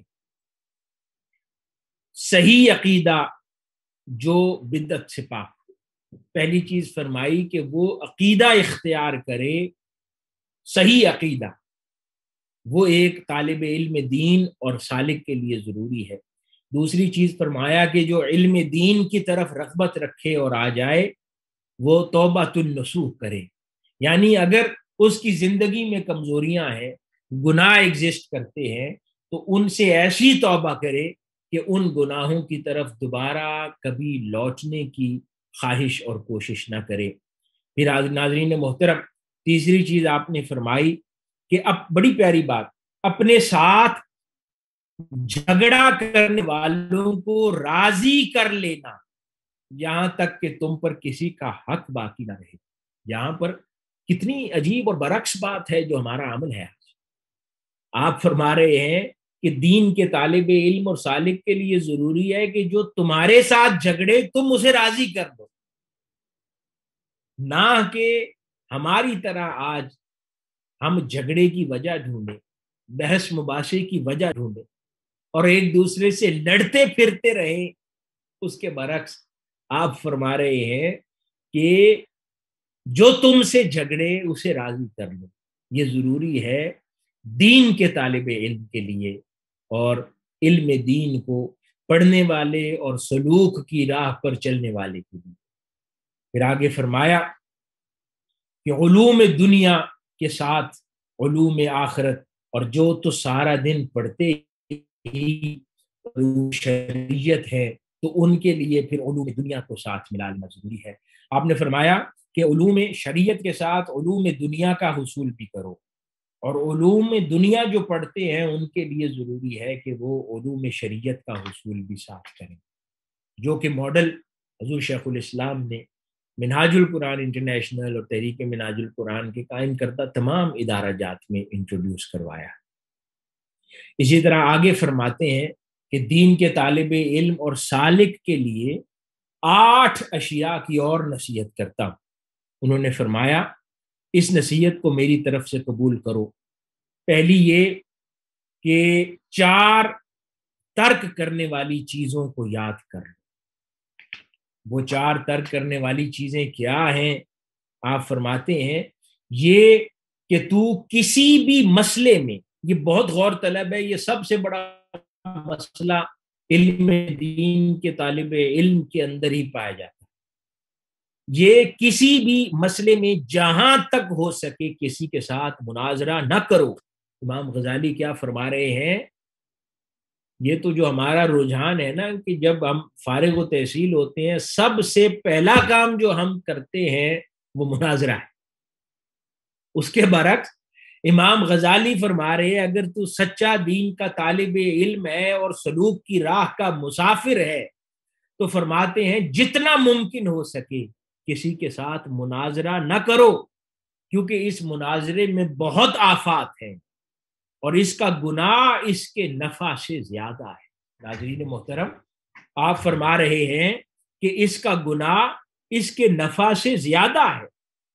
کیونکہ ہر برے خلق جیسے کہ ریاکاری، حسد، کبر، کینہ، عداوت اور تفاخر، یہ تمام چیزوں کا منبع امام غزالی فرماتے ہیں کہ مناظرہ ہے۔ تو پہلی چیز آپ نے جو دین کے طالب علم کو نصیحت فرمائی کہ مناظرے کی طرف نہ جانا، اس مناظرے میں خلق کی بربادی ہے۔ پھر فرمایا اور ناقص عالم اچھا علاج نہیں کر سکتا۔ فرمایا کہ ناقص عالم اچھا علاج نہیں کر سکتا، تو ایسے طبیب نہ بننا جب علم نقص کے ساتھ ہو، علم کمزور ہو، علم پورا نہ ہو اور کسی کو مشورے دے کے مروا نہ دے، کیونکہ یہ بہت بڑی ذمہ داری کا کام۔ جب تک پوری چیز نہیں جانتے تو اپنی ذاتی خواہش، اپنی ذاتی سمجھ، اپنے ذاتی نقص کی بنیاد پر کسی کو مشورہ دے دینا اور وہ غلط مشورہ ہو جائے، اس کا نقصان ہو جائے، اس کی کسی کیفیت کا نقصان ہو جائے، اس کا روحانی نقصان ہو جائے، اس کا علمی عقیدے کا نقصان ہو جائے تو اس کے ذمہ دار ٹھہرو گے۔ پھر صرف لفظ سوری سے کام نہیں چلے گا، کسی ایک شخص کی زندگی کے نقصان کے مالک ہو جاؤ گے، ذمہ دار ہو جاؤ گے۔ تو فرمایا کہ ناقص عالم کبھی صحیح علاج نہیں کر سکتا۔ اور آگے بڑی عجیب بات فرمائی اور فرمایا امام غزالی جب یہ فرما رہے ہیں تو پیچھے کیا رہ گئے، اور پھر فرماتے ہیں کہ پھر جو ماہر عالم ہے وہ بھی یہ نہ سمجھے کہ اس کے پاس ہر شے کا علاج۔ فرمایا ناقص عالم اچھا معالج نہیں ہوتا، اور جو ماہر اور کامل عالم ہے وہ بھی یہ تصور نہ کرے کہ اس کے پاس ہر شے کا علاج ہے۔ کئی امور ایسے ہیں کہ جس کا علاج اللہ نے انسان کے ہاتھ میں نہیں دیا۔ تو وہاں پر ایک ماہر عالم دین وہ ہوگا جب وہ کہہ دے کہ ہاں یہ ایک ایسا کام ہے جس کا علاج انسان کے بس میں نہیں، یہ رحمان کا کام ہے، اسے وہ اللہ پر چھوڑ دے اور اس سے کنارہ کش ہو جائے۔ پھر آگے آپ نے ارشاد فرمایا کہ دوسری اہم چیز جو انسان کو چھوڑ دینی چاہیے وہ یہ ہے کہ تم اس بات سے ڈرو اور اس سے بچو کہ تم اپنے قول پر خود عمل نہ کرتے، لوگوں کو واعظ و نصیحت شروع کر دو کیونکہ اس میں بے شمار آزمائشیں ہیں اور خود اس پر حالانکہ عمل نہ کرتے ہو۔ فرمایا اس سے بچو۔ اسی بابت فرماتے ہیں کہ سیدنا عیسیٰ علیہ السلام کو جو اللہ رب العزت نے ارشاد فرمایا اس قول پر ذرا غور کرو کہ اے ابن مریم پہلے اپنے آپ کو نصیحت کرو، اگر تم نصیحت قبول کر لو تو پھر اصلاح بھی اپنی کر لو، اس کے بعد اس عمل کی نصیحت کسی دوسرے کو کرنا۔ یعنی یہ بات یہاں یہ نہیں ہو رہی کہ پہلے اپنے آپ پر عمل کر لو یا اپنے آپ کو نصیحت کرو اور ساتھ ہی دوسرے کو کر دو۔ فرمایا نہیں، سب سے پہلے اپنے آپ کو نصیحت کرو، اور اگر پھر اس پر اصلاح پا جاؤ تو پھر کسی دوسرے کو نصیحت کرو. نہیں تو فرمایا خبردار، جس پر خود عمل نہیں کرتے کبھی کسی کو مت کہو، وہ پھر کہنا ریا، اس کے لیے 100 توجیحات ڈھونڈ لو، 1000 توجیحات ہو سکتی ہیں. ناظرین محترم، وہ ریا ہے، صرف ریا ہے، اس کے سوا کچھ نہیں. اگر خود عمل نہیں کرتے پھر کہنا ناجائز ہے، خاموش ہو جائے، کیونکہ وہ بھی اس قابل نہیں ہے کہ وہ تلقین و تربیت کا کام کر سکے. ابھی اس کو اپنی اصلاح کی ضرورت ہے، ابھی اپنے اوپر محنت کی ضرورت ہے، پھر وہ بڑے بزرگوں کی سنت پر عمل کرے. حضرت بو علی قلندر رحمت اللہ علیہ، بہت بڑا نام، اب دہلی میں بزرگ تھے. حضرت خواجہ نظام الدین اولیاء محبوب الہی کے دور میں ایک بادشاہ تھا، اس کو ایک عجیب ماجرہ اور معاملہ درپیش ہو گیا. اس نے دہلی کے سارے علماء، صوفیاء اور عرفاء کو جمع کیا اور اپنا مسئلہ سامنے رکھ دیا، اور سب کو کچھ دن کی مہلت دی کہ اس کا جواب ڈھونڈ کر. حضرت ابو علی قلندر بھی خود بہت بڑے عالم دین تھے، ابھی صوفی نہ ہوئے تھے. آپ بھی کتابیں کنگالتے رہے، بہت زور لگایا اس مسئلے کا حل نہ بن جائے، اور یہ سمجھ آ گئی کہ یہ بات کوئی معرفت کی ہے، خالی کتابوں سے سمجھ نہیں آئی. ڈھونڈتے رہے کچھ نہ ملا. ایک دن اپنے مدرسے سے باہر گئے ہوئے تھے، ایک درویش فقیر برے حال وہ ان کے مدرسے میں آیا اور ایک پرچی تھما گیا ایک طالب علم کو اور کہا کہ حضرت جس کتاب کا کثرت سے مطالعہ کرتے ہیں یہ پرچی وہاں لگا دیں. اس پرچی پہ اس کا جواب لکھا، تو وہ ایک فقیر برے حال آ کر اس کا جواب دے گیا. حضرت ابو علی قلندر نے آ کر جب وہ جواب دیکھا، بادشاہ کو اس کا حل دیا اور اپنی مسند علمی چھوڑ کر اپنی ذاتی ترقی اور ریاضت میں چلے گئے. ناظرین محترم، میں عرض یہ کر رہا ہوں کہ اس وقت تک یہ ذمہ داری، ہم تو شوق سے ذمہ داری لیتے ہیں. میں نے کہا اور وہ بڑے لوگ تھے، وہ بہت کچھ جانتے تھے، اور کسی ایک سوال کا جواب نہ آتا تو مسند چھوڑ دیتے. ہم لوگ 1000 چیزیں نہ جان کر جھوٹ کے پردے اور لبادے اپنے اوپر لپیٹ کے بیٹھے. یہ سب ریا ہوتا ہے، یہ جھوٹ ہے، جھوٹ کا پلندہ ہے جس میں ہم نے اپنے آپ کو مبتلا کر رکھا. ناظرین محترم، دوسری چیز آپ نے فرمائی کہ اپنے آپ کو اس آزمائش میں نہ ڈالو. تیسری چیز بڑی پیاری پھر ارشاد فرمائی، یہ بھی بہت غور طلب ہے، ہم اس سے احتیاط نہیں برتتے، بڑی غور طلب بات. تیسری چیز آپ نے فرمائی، امام غزالی کی یہ باتیں ہیں، نصیحتیں ہیں. امام غزالی سے بڑا کون نام ہے عالم دین؟ تو یہ امام غزالی جو ان ساری پوزیشنز اور حالات سے گزرے ہیں، وہ اس مقام پر وہ فائز ہو کر اب یہ تلقین و تربیت عالم علم کو دے رہے ہیں. آپ فرماتے ہیں کہ امراء اور سلاطین سے رابطہ نہ رکھا کرو. کتنی پیاری بات. ہمارے ہاں تو سارے، ہر بادشاہ نے علماء کا ایک فوج رکھی ہوتی ہے اپنے ساتھ درباری. ہر عالم دین، ہر مدرسے کا موتد اس کی اس سے بڑی خوشی نہیں ہوتی کہ کوئی وزیر وقت ہی ڈنر پہ بلا لے اور وہ پھولے نہیں سماتا. یہ وہ ساری چیزیں اور جذبات ہیں کہ جو اصل راہ سے بالکل الگ ہے. امام غزالی فرماتے ہیں کہ امراء اور سلاطین سے رابطہ نہ رکھا کرو، یہ بہت بڑی آزمائش ہے. پھر فرمایا کہ رابطہ تو دور کی بات ہے، ان کی طرف تکا بھی نہ کرو، دیکھا بھی نہ کرو. ان کے ساتھ بیٹھنا اور ان سے روابط رکھنا بذات خود بہت بڑی آفت ہے. امام غزالی فرماتے ہیں کہ ان کے ساتھ صرف دوستانہ رکھنا سلاطین اور حکمرانوں کے ساتھ، فرماتے ہیں کہ یہ بہت، اس میں اب کوئی فرق نہیں کیا کہ کون سے حکمران، کیونکہ حکومتیں ایک جیسی ہوتی ہیں. تو فرمایا کہ ان کے ساتھ ناطہ نہ رکھو، یہ بہت بڑی آفت ہے۔ پھر فرمایا اگر تم اس آزمائش میں کسی صورت پڑھ ہی جاؤ، اگلی بڑی پیاری بات، کہ کسی وجہ سے اس آزمائش میں پھنس گئے، کوئی ایسی ذمہ داری تھی، کوئی محتمم ہے، کسی وجہ سے کوئی حکومتی ذمہ داری آ گئی ہے، آپ کو فور سم ریزن کچھ نبھانا پڑ رہا ہے، وہاں جانا پڑ رہا ہے، ان کے ساتھ بیٹھنا پڑ رہا ہے، فرمایا کہ کبھی ایسی مجبوری میں پڑھ ہی جاؤ تو پھر کبھی بھی حکمران اور سلاطین کی توصیف و تعریف نہ کیا کرو۔ امام غزالی فرما رہے ہیں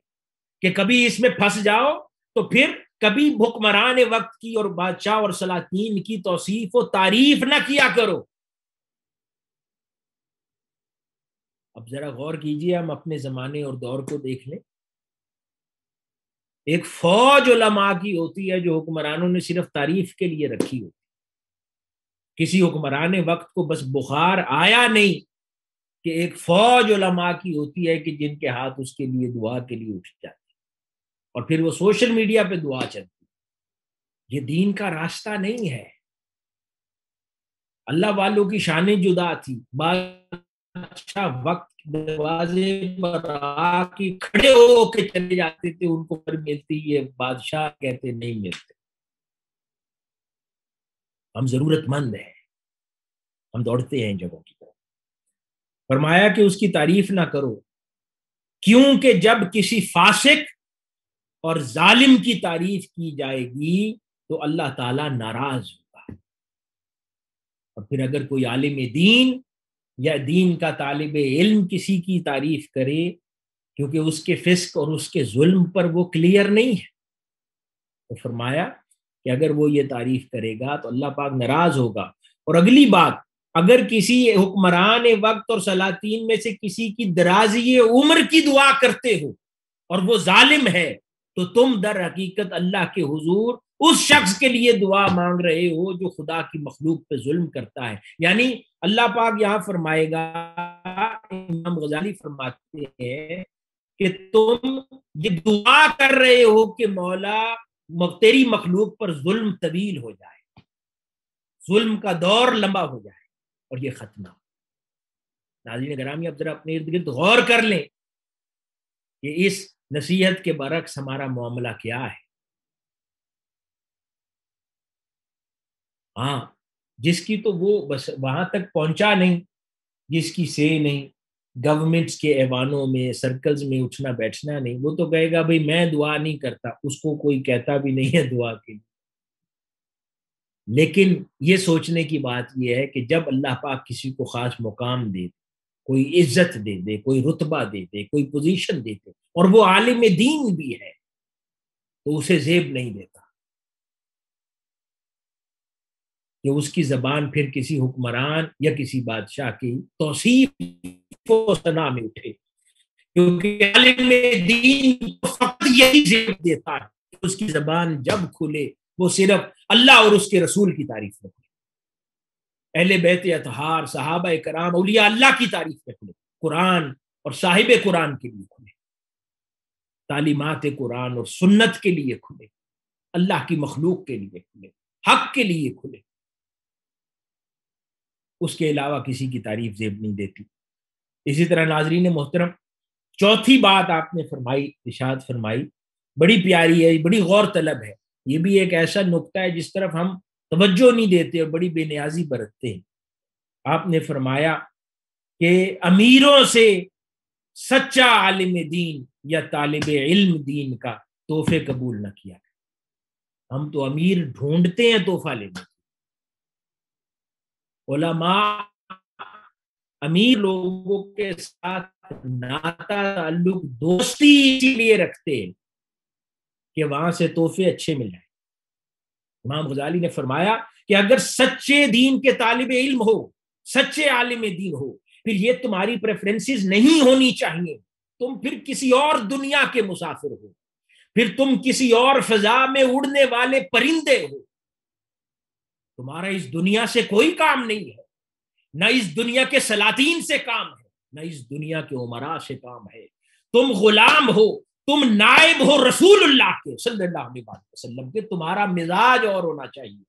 تمہارے اخلاق اور ہونے چاہیے، تمہاری رغبتیں اور ہونی چاہیے، تمہارے ارادے اور ہونے چاہیے۔ تو فرمایا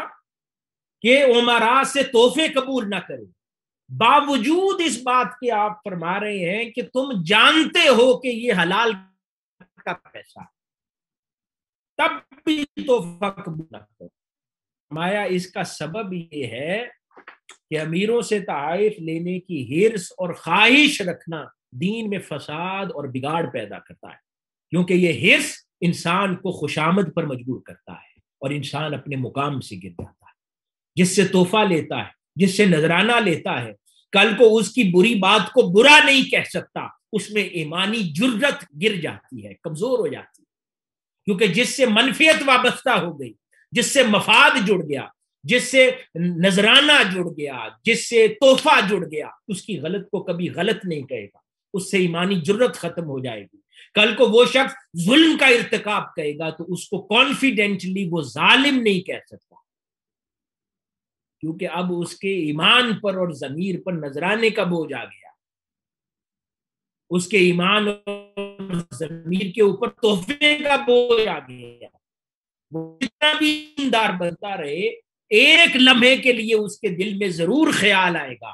اس نے میرے بچوں کو فلاں تحفہ دیا تھا، اس نے میرے گھر میں فلاں چیز لا کر دی تھی، میرے ساتھ یہ معاملہ کیا تھا۔ ایک لمحے کے لیے ایک بار وہ جھجک جائے گا ضرور خیر کی بات کرتے ہوئے، حالانکہ اس کا دماغ جانتا ہے یہ غلط انسان، کیونکہ یہاں اب مفاد آ گیا۔ اسی لیے امام غزالی رضی اللہ تعالیٰ عنہ فرما رہے ہیں عمراء سے طاقتور سے تحفے نہ لیں، اپنے جیسے سے لے لو، پھر آپ ریسیپروکیٹ کرتے ہیں، ایک دوسرے کو دیتے ہیں، لیکن طاقتور رئیس سے تحفہ نہ لو کہ کہیں تمہارا ایمان اس کے آگے جھک نہ جائے، تمہاری زبان کہیں اس کے آگے لڑکھڑا نہ جائے، تمہاری جرت کہیں بند نہ پڑ جائے۔ یہ شانیں ہیں صحیح طالب علم دین کی، یہ شانیں ہوتی ہیں سالک کی، یہ شناخت، یہ غیرت، یہ حمیت، یہ کردار ہوگا تو ایک عالم ربانی بنے، نہیں تو علماء سو بھی بڑے ہیں دنیا۔ ناظرین گرامی، کتنی پیاری نصیحت ارشاد فرمائی۔ پھر آپ فرماتے ہیں کہ اس سے نہ لے، اور کیونکہ پھر وہ شیطان کے بہکاوے میں آ جائے گا۔ آگے بڑی پیاری ایک چیز ارشاد فرمائی کہ ہاں اللہ پاک تمہیں اس بہکاوے سے بھی بچائے۔ امام غزالی فرما رہے ہیں کہ کبھی تمہارے ذہن میں یہ خیال آ جائے کہ ٹھیک ہے میں اس مالدار سے پیسے لے لیتا ہوں، آگے میں غریبوں کو دے دوں گا، اس نے غلط کاموں پہ لگانا ہے میں صحیح کام پہ لگاؤں گا۔ فرمایا کہ یہ جو سوچ ہے یہ بھی شیطان کا کنڈل ہے، بہکاوا ہے، اس سے بچ جانا، اور کلیتاً جس شے سے کنارہ کشی کرنی ہے اس کو کنارہ کشی کے ساتھ میں۔ اگر مال کی ضرورت ہے، اللہ پاک نے جائز حلال ذرائع پیدا کیے، انسان خود اس کے لیے کوشش کرے، لیکن دن اگر دین میں صرف کرنا ہے تو پھر پتہ ہے اس راہ کی تنگیاں اور مشکلات کیا ہے، پھر اس پر ڈٹ کے رہے زندگی کا، نہ اس پوزیشن کو نہ اس شناخت کو پھر کبھی کمپرومائز نہ ہونے دیں۔ آگے ارشاد فرماتے ہیں کہ پھر وہ چار چیزیں جو تمہیں لازماً اختیار کر لینی چاہیے، ان میں آپ فرماتے ہیں کہ تم اللہ تعالیٰ کے ساتھ اپنا معاملہ اسی طرح کا رکھو کہ جس طرح کا معاملہ چاہتے ہو کہ تمہارا ماتحت تمہارے ساتھ رکھے۔ اگر چاہتے ہو کہ تمہارا ماتحت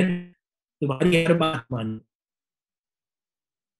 تم اگر اس کو کبھی جھڑک بھی دو تو اس کا برا نہ منائے، تمہارا کہا ہوا ہر کام سنے اور مانے اور جانے، تمہارا اشارہ بھی سمجھے، تو ماتحت ہے آپ کا، کوئی سیکرٹری ہے، کوئی سب آرڈینیٹ ہے آفس میں، تو آپ باس ہے، آپ چاہتے ہیں کہ آپ اتنے سال میں نے اس کی ٹریننگ کی ہے، یہ میرا جو سب آرڈینیٹ ہے میرا اشارہ بھی سمجھے، مجھے کیوں منہ سے پوری بات کہنی پڑے، سمجھ جائے کہ میں کیا چاہتا ہوں،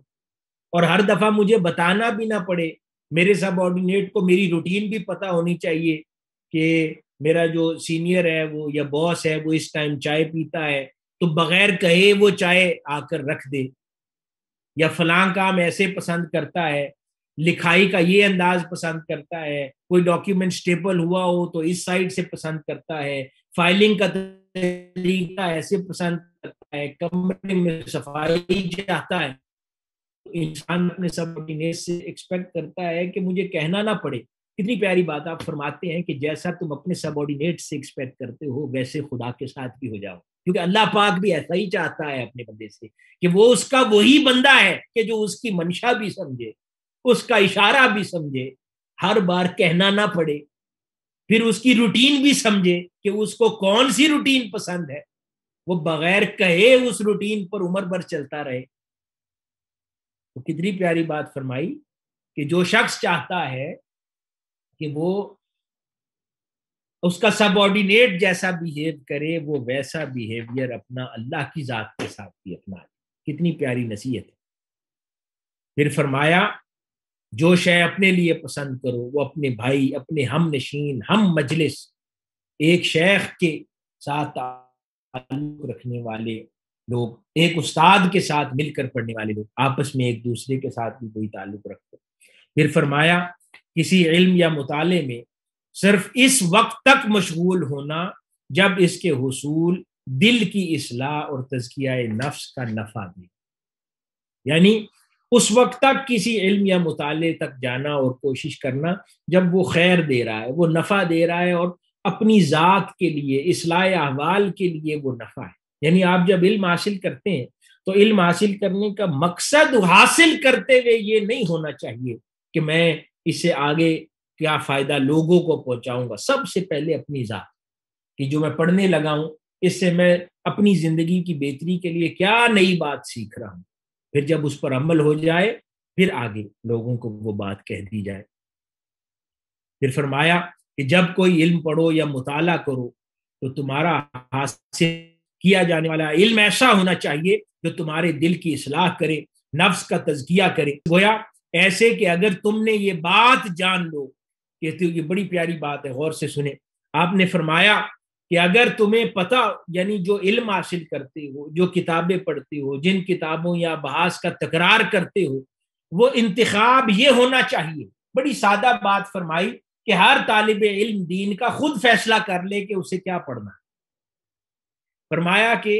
اس طرح سوچو کہ جیسے کوئی شخص جان لے کہ اب اس کے مرنے میں 1 ہفتہ باقی ہے، اس کے مرنے میں اب صرف 1 ہفتہ باقی ہے، اب وہ اس 1 ہفتے میں کس طرح کے مضامین اور موضوعات پڑھنا چاہے گا۔ بڑی پیاری بات کروں، کیا اس وقت وہ ٹیکنیکل ابحاث، اصول کی بحثیں، ڈسکشن، فنون، یہ چیزیں پڑھے گا کیونکہ اسے پتا ہے کہ میں نے 1 ہفتے میں مر جانا ہے اور آخرت میں یہ باتیں اب کام نہیں آنی، یہ فنی بحثیں اب آخرت میں نہیں استعمال ہونی، آخرت میں اب وہی علم کام آئے گا جو مجھے خدا کی معرفت دے، وہی علم کام آئے گا جو مجھے رسول اللہ صلی اللہ علیہ وآلہ وسلم کی معرفت دے، اب وہی علم، وہی ریاضت، وہی عمل کام آئے گا کہ جس سے آخرت مزین ہوتی ہے، جس میں آخرت میں خیر ہوتی ہے، اللہ اور اس کے رسول کی محبت ملتی ہے، میرے اپنے احوال درست ہو جاتے ہیں، میری عبادات درست ہو جاتی ہیں، ان کا ڈھنگ بہتر ہو جاتا ہے۔ تو کتنی پیاری تقسیم فرمائی، فرمایا خود فیصلہ انسان کر لے گا، اگر اسے پتا ہے کہ ہفتہ رہتا ہے مرنے میں تو وہ خود دیکھ لے گا کہ اب کون سی بحثیں کام دیں گی اور کون سی ابحاث کام نہیں دیں گی۔ فرمایا بس وہ جو ہفتہ جان لینے میں جن ابحاث کو اس نے چھوڑ دینا ہے اس کو زندگی میں پھر زیادہ اہمیت نہ دو، اور پھر وہ ہفتہ رہتے وقت جو پڑھنا تھا جب یہ سمجھ آ گئی کہ آخرت میں اسی نے فائدہ دینا ہے تو مرنے کا کسی کو پتا نہیں، پھر ساری زندگی انہی ابحاث اور چیزوں پر محنت کیا کہ جس سے انسان کی زندگی میں فائدہ ہونا۔ اور پھر آخری چیز فرمایا کہ اے جو دین کے طالب علم اور سالک، وہی کمایا کر میکسیمم کہ جو تجھے 1 سال کے لیے سکھی کر دے، یعنی معاش کی ضرورت تیرے لیے ختم کر دے۔ اتنا نہ مال کے پیچھے جا کہ کئی سالوں اور صدیوں جتنا تو اپنی اولاد کے لیے جمع کرنا شروع کر دے، بس اتنا ہو کہ 1 سال تک کے لیے کمفرٹیبل ذہن ہو جائے کہ کچھ کھانے کا اسباب گھر پہ پڑے ہیں، تاکہ تو focus of peace of mind کے ساتھ علم دین حاصل کر سکے اور محنت کر سکے۔ ناظرین محترم، یہ وہ کچھ تعلیمات ہیں، ضروری چیزیں تھیں،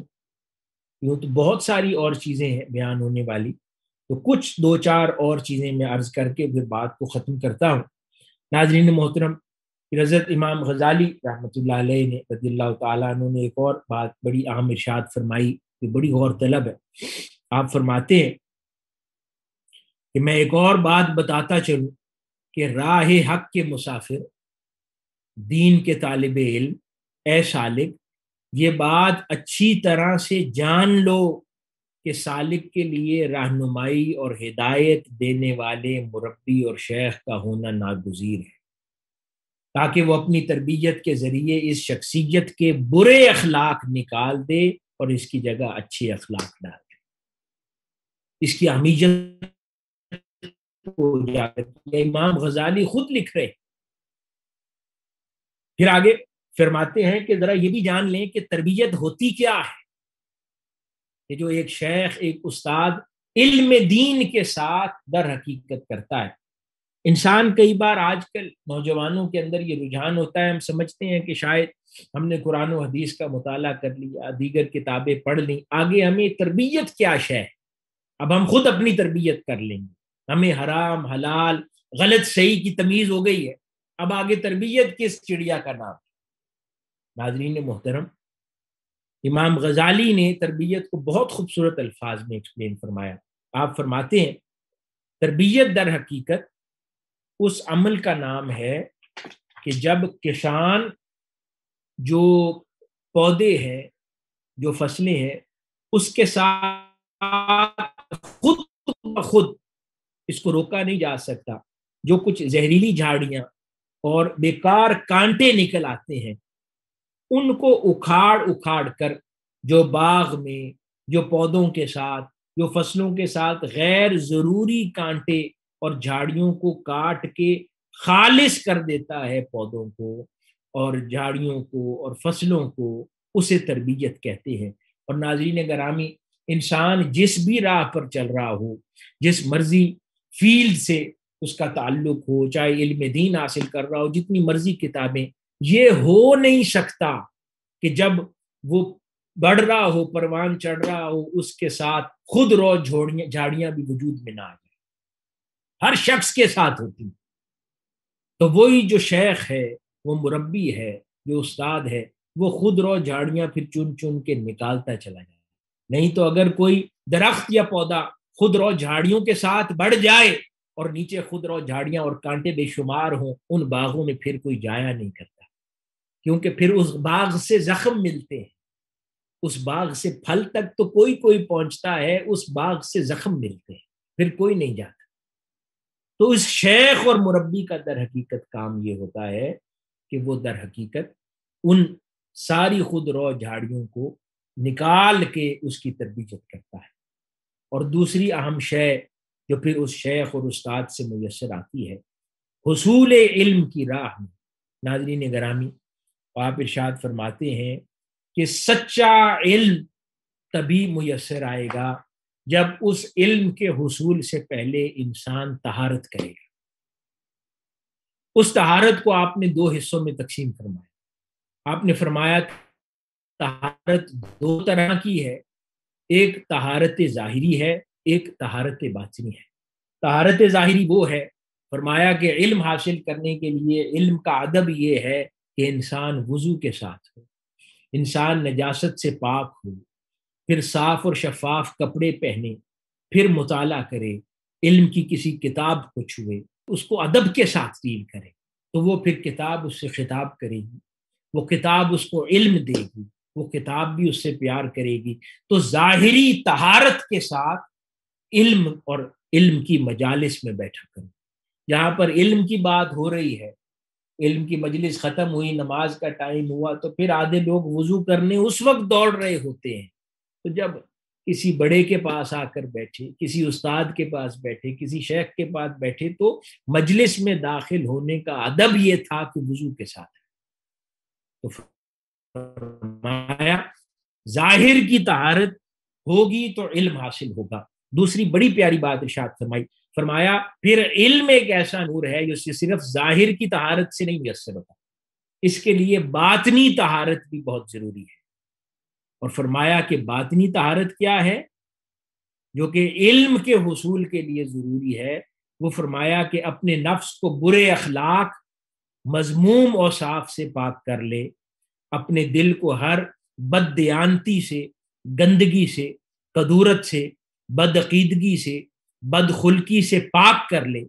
تاکہ وہ اس کے سبب اس قابل ہو کہ علم حاصل کر سکے، اسے یاد کر سکے، اس کے پیچیدہ معانی اور پوشیدہ حقائق کا مطالعہ کر سکے۔ آگے ارشاد فرمایا، فرمایا کہ علم در حقیقت دل کی عبادت کا نام، علم دل کی عبادت کا نام ہے، اور انسان کی سر کی نماز کا نام علم ہے، اور اللہ کی طرف باطن کی توجہ ہو جانے کا نام علم ہے۔ اور پھر آپ فرماتے ہیں کہ جیسے نماز انسان شروع نہیں کر سکتا اگر اسے کوئی حدث لاحق ہو، اسے کوئی ناپاکی لاحق ہو، اگر اس کا وضو نہ ہو، اس کا لباس پاک نہ ہو، اس کا جسم پاک نہ ہو، تو فرمایا جس طرح ظاہر کی شریعت کی نماز ظاہر کو پاک کیے بغیر ممکن نہیں ہے، اسی طرح علم باطن کی نماز کا نام ہے۔ علم حاصل کرنا خدا کی بارگاہ میں حضوری کا نام ہے، علم سر کی نماز کا نام ہے۔ تو اس کے لیے پھر باطن کی طہارت اور باطن کی وضو کی حاجت ہے۔ اور باطن کی طہارت کیا ہے؟ کہ تمہارا باطن ہر لالچ سے پاک ہو جائے، تمہارا باطن ہر حسد سے پاک ہو جائے، تمہارا باطن ہر شہرت سے پاک ہو جائے، تمہارا باطن ہر مشہوری سے پاک ہو جائے، تمہارا باطن ہر مال کی طلب سے پاک ہو جائے، تمہارا باطن خالصتاً اللہ کے لیے ہو جائے، اللہ کے رسول صلی اللہ علیہ وآلہ وسلم کے لیے ہو جائے، دین کی خاطر ہو جائے، دین سیکھنے کی خاطر ہو جائے۔ فرمایا پھر اس میں حسد باقی نہ رہے، اپنے ہم مجلس کے ساتھ حسد نہ رہے، اپنے زمانے کے علماء کے ساتھ حسد نہ رہے، اپنے زمانے کے درویشوں اور صوفیاء کے ساتھ حسد نہ رہے، دل پاک ہو جائے ہر حسد سے، ہر قدورت سے۔ تو فرمایا کہ جیسے ظاہر کی نماز کے لیے ظاہر کی طہارت ضروری ہے، اس طرح باطن کی نماز کے لیے باطن کی طہارت ضروری ہے، اور باطن کی نماز علم ہے۔ باطن کی طہارت انسان جتنی کرتا چلا جائے گا، انسان کے دل میں علم اتنا نور پھیلاتا چلا جائے گا۔ یہی وجہ ہے کہ ہزاروں لاکھوں کروڑوں علماء پیدا ہوتے ہیں، لیکن ہر روز شیخ الاسلام ڈاکٹر طاہر القادری پیدا نہیں ہوتے۔ ہزاروں لاکھوں کروڑوں علماء پیدا ہوتے ہیں، لیکن ہر روز مجدد الفسانی پیدا نہیں ہوتے۔ ہزاروں لاکھوں علماء پیدا ہوتے ہیں، لیکن ہر روز حضرت شاہ محدث دہلوی پیدا نہیں ہوتے۔ ہر روز امام جلال الدین سیوطی پیدا نہیں ہوتے، امام ابن حجر اسقلانی پیدا نہیں ہوتے، مولائے روم پیدا نہیں ہوتے، شیخ الاکبر محی الدین ابن العربی پیدا نہیں ہوتے، امام شارانی پیدا نہیں ہوتے، ہر روز امام غزالی پیدا نہیں ہوتے۔ صدیوں میں یہ ہستیاں ملتی ہیں، کیونکہ یہ وہ لوگ تھے جنہوں نے باطن کی طہارت کر لی تھی اور باطن کی نمازیں پڑھ لی۔ ہم لوگ اپنے ظاہر کی طہارتوں میں اتنے الجھے ہیں اور ظاہر کی نمازیں پوری نہیں پڑھ پاتے، تو چہ جائے کہ انسان اپنے باطن کی نمازیں پوری کر لے۔ تو ناظرین محترم، بڑی پیاری بات یہ ارشاد فرمائی کہ اپنے باطن کو گناہوں سے پاک کر لو تاکہ علم تمہیں فائدہ پہنچائے۔ اس لیے دین کے طالب علم اور سالک کے لیے ضروری ہے، جوانی میں سب سے زیادہ یہ امور غلبہ کرتے ہیں، نگاہ کے مسائل، سماعت کے مسائل، زبان کے مسائل، خیالات، تصورات، سوچیں، باتیں، یہ سب انسان کو گمراہ کرتی ہیں۔ بہت سی چیزیں، اور اس عمر میں تو زیادہ غالب آتی ہیں۔ ناظرین محترم، جو صبح و شام کی محنت ہے یہ فائدہ نہیں پہنچائے گی اگر انسان کی جوانی پاکیزہ نہ ہو جائے، اس کے تصورات پاکیزہ نہ ہو جائے، اس کے خیالات پاکیزہ نہ ہو جائے، اس کی باتیں پاکیزہ نہ ہو جائیں، اس کی سماعت پاکیزہ نہ ہو جائے، اس کی نگاہ پاکیزہ نہ ہو جائے۔ حضرت امام شافعی رحمۃ اللہ علیہ رضی اللہ تعالیٰ عنہ فرماتے ہیں کہ میں نے حضرت وقیع سے اپنے برے حافظے کی شکایت کی کہ میرا حافظہ کمزور ہے، تو انہوں نے، امام شافعی فرما رہے ہیں، انہوں نے مجھے گناہوں کے ترک کرنے کی ہدایت کی اور مجھے بتایا کہ علم ایک نور ہے اور اللہ کا نور گناہگار کو عطا نہیں کیا جاتا۔ ناظرین محترم، یہ وہ ضروری امور اور باتیں ہیں کہ جن کو ایک دین کا طالب علم یا ایک سالک جتنا اپناتا جائے گا اسے علم اتنا فائدہ پہنچاتا چلا جائے گا۔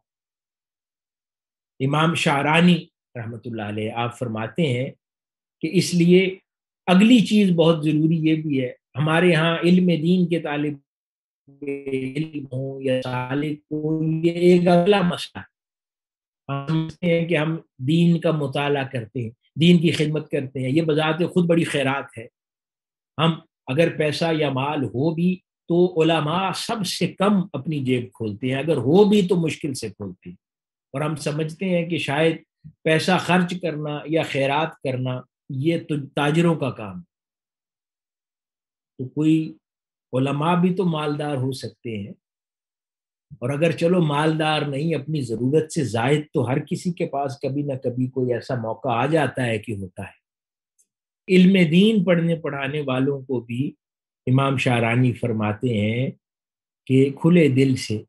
مال خرچ کرنا چاہیے، اگر گنجائش ہو تو انہیں بھی مال خرچ کرنا چاہیے، اس سے فائدہ ہوتا ہے، اور یہ اس کی کیونکہ وہ بھی اس اجر و ثواب سے فائدہ اٹھا سکے اور استفادہ کر سکے۔ اسی طرح اپنے بھائیوں سے حسد نہ کرنا، یہ حضرت امام شعرانی فرما رہے ہیں۔ پھر سچے دین کے طالب علم اور سالک کے لیے ضروری ہے کہ وہ اپنے پریشان حال بھائیوں کی وقت نکال کر مدد کرے،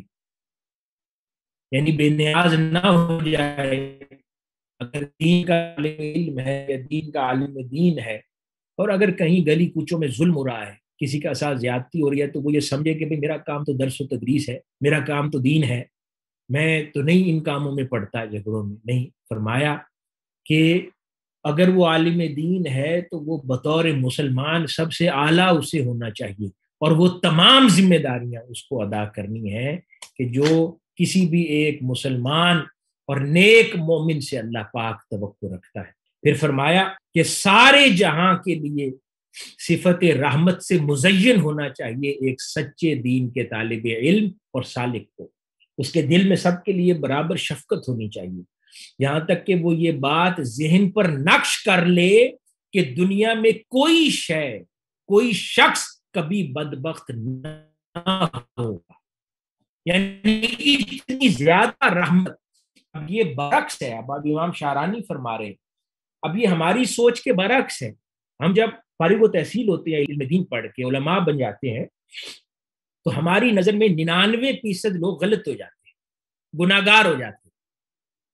ہم ہر بندے کو غلط سوچتے ہیں، اس میں کوئی نہ کوئی فسق تلاش کرتے ہیں، فجور تلاش کرتے ہیں، کمزوری تلاش کرتے ہیں، اس کی نماز میں ہمیں نقص نظر آتا ہے، اس کے عقیدے میں نقص نظر آتا ہے، اس کے اخلاص میں نقص نظر آتا ہے، شک کرتے ہیں۔ جتنی دینداری بڑھتی چلی جاتی ہے، ہماری نگاہ کے دائرے سے مسلمان کم ہوتے چلے جاتے ہیں۔ اس کے برعکس فرما رہے ہیں کہ سچا دین کا طالب علم اور سالک وہ ہے کہ جس کی نگاہ میں اتنی رحمت اور وسعت آ جائے کہ اس کے دل میں یہ بات نقش ہو جائے کہ کائنات میں کوئی بدبخت نہیں ہے، کوئی نہ کوئی کسی خیر میں نکل جائے گا، اتنی وسعت دل میں پیدا کر لے تو پھر کہیں گے کہ ہاں اس علم نے صحیح معنوں میں دل کے اندر نور بکھیرا ہے۔ پھر اگلی بات فرمائی کہ جو سچا دین کا طالب علم اور سالک ہے وہ اپنے شیخ اور استاد کے کلام کو سمجھنے کی مہارت بھی رکھتا ہے، وہ نے جو پہلے عرض کیا تھا اشارہ بھی سمجھتا ہے، پھر اپنے کمزور بھائیوں کا زیادہ احترام کرتا ہے، ہماری اپنی ذاتی پریکٹسز کے برعکس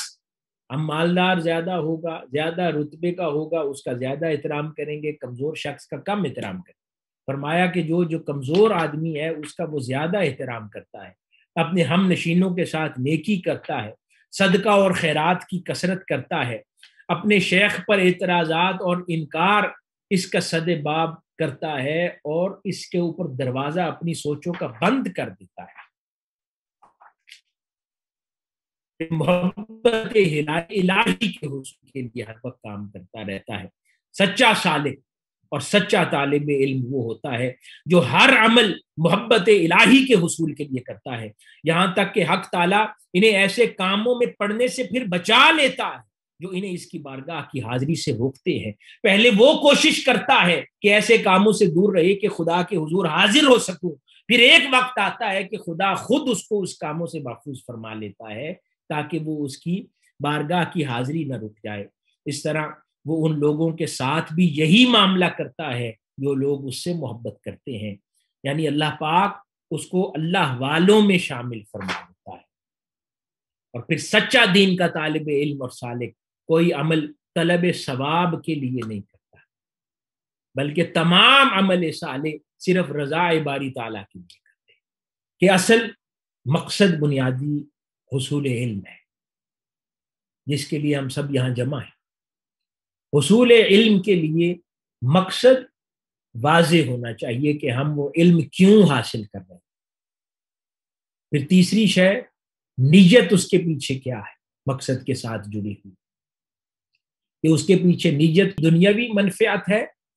یا اللہ رب العزت کی خوشنودی، رضا اور اپنی ذاتی اصلاح اور بہتری۔ اگر نیت جب درست ہو جاتی ہے، پھر اگلی چیز استاد، شیخ اور کتابیں، ان کا انتخاب، کہ صحیح انتخاب، کتابیں بھی صحیح ہوں، شیخ اور استاد جس سے جڑے اس کا انتخاب بھی درست۔ پھر چوتھی چیز، علم کی تقسیم اس طرح کریں، علم دین اگر سیکھ رہے ہیں تو بیشتر وقت پھر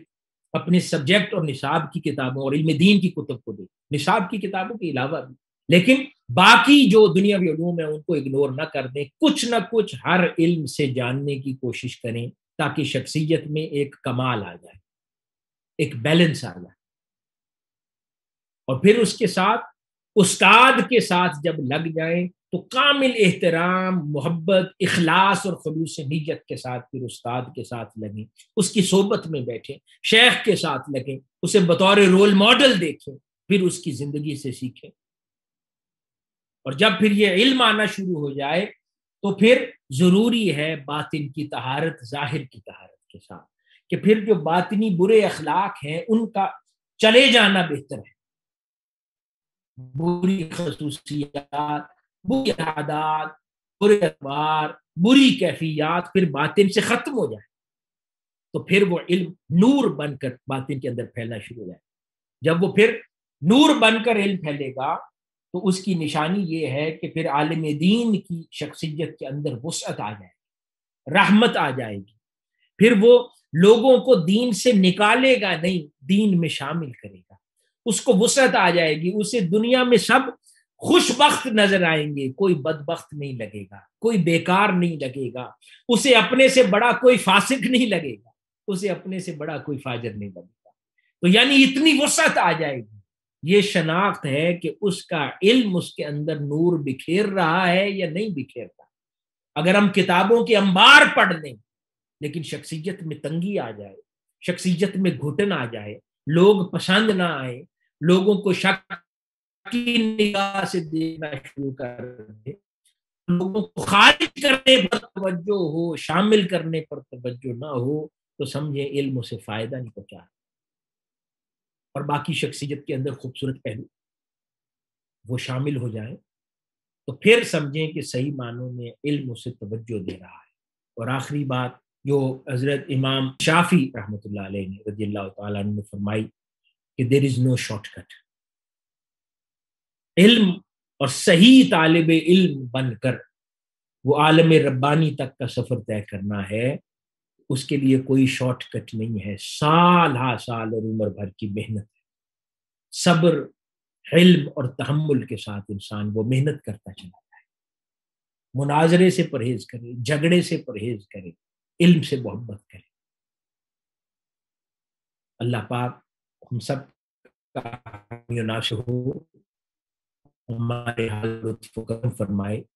اور جو باتیں ہم نے کی ہیں اللہ پاک عمر بھر ان پر ہمیں عمل پیرا رہنے کی توفیق عطا فرمائے۔ ایک بار پھر میں تمام ان مجالس تربیت کے اہتمام پر شریعہ کالج کی تمام مینجمنٹ اور انتظامیہ کو مبارکباد دیتا ہوں، اور جتنے ہمارے شرکاء ہیں، اسٹوڈنٹس ہیں، ان کو بھی ان تمام مجالس میں پارٹیسپیٹ کرنا، وقت نکالنا، شوق و ذوق سے بیٹھنے پر مبارکباد دیتا ہوں، اور دعا گو ہوں اللہ پاک ہم سب کا حامی و ناصر ہو، اور ہمیں علم دین سے صحیح معنوں میں استفادہ کرنے کی، اپنے اساتذہ اور مشائخ سے استفادہ کرنے کی توفیق عطا فرمائے۔ والسلام وما علینا الا البلاغ۔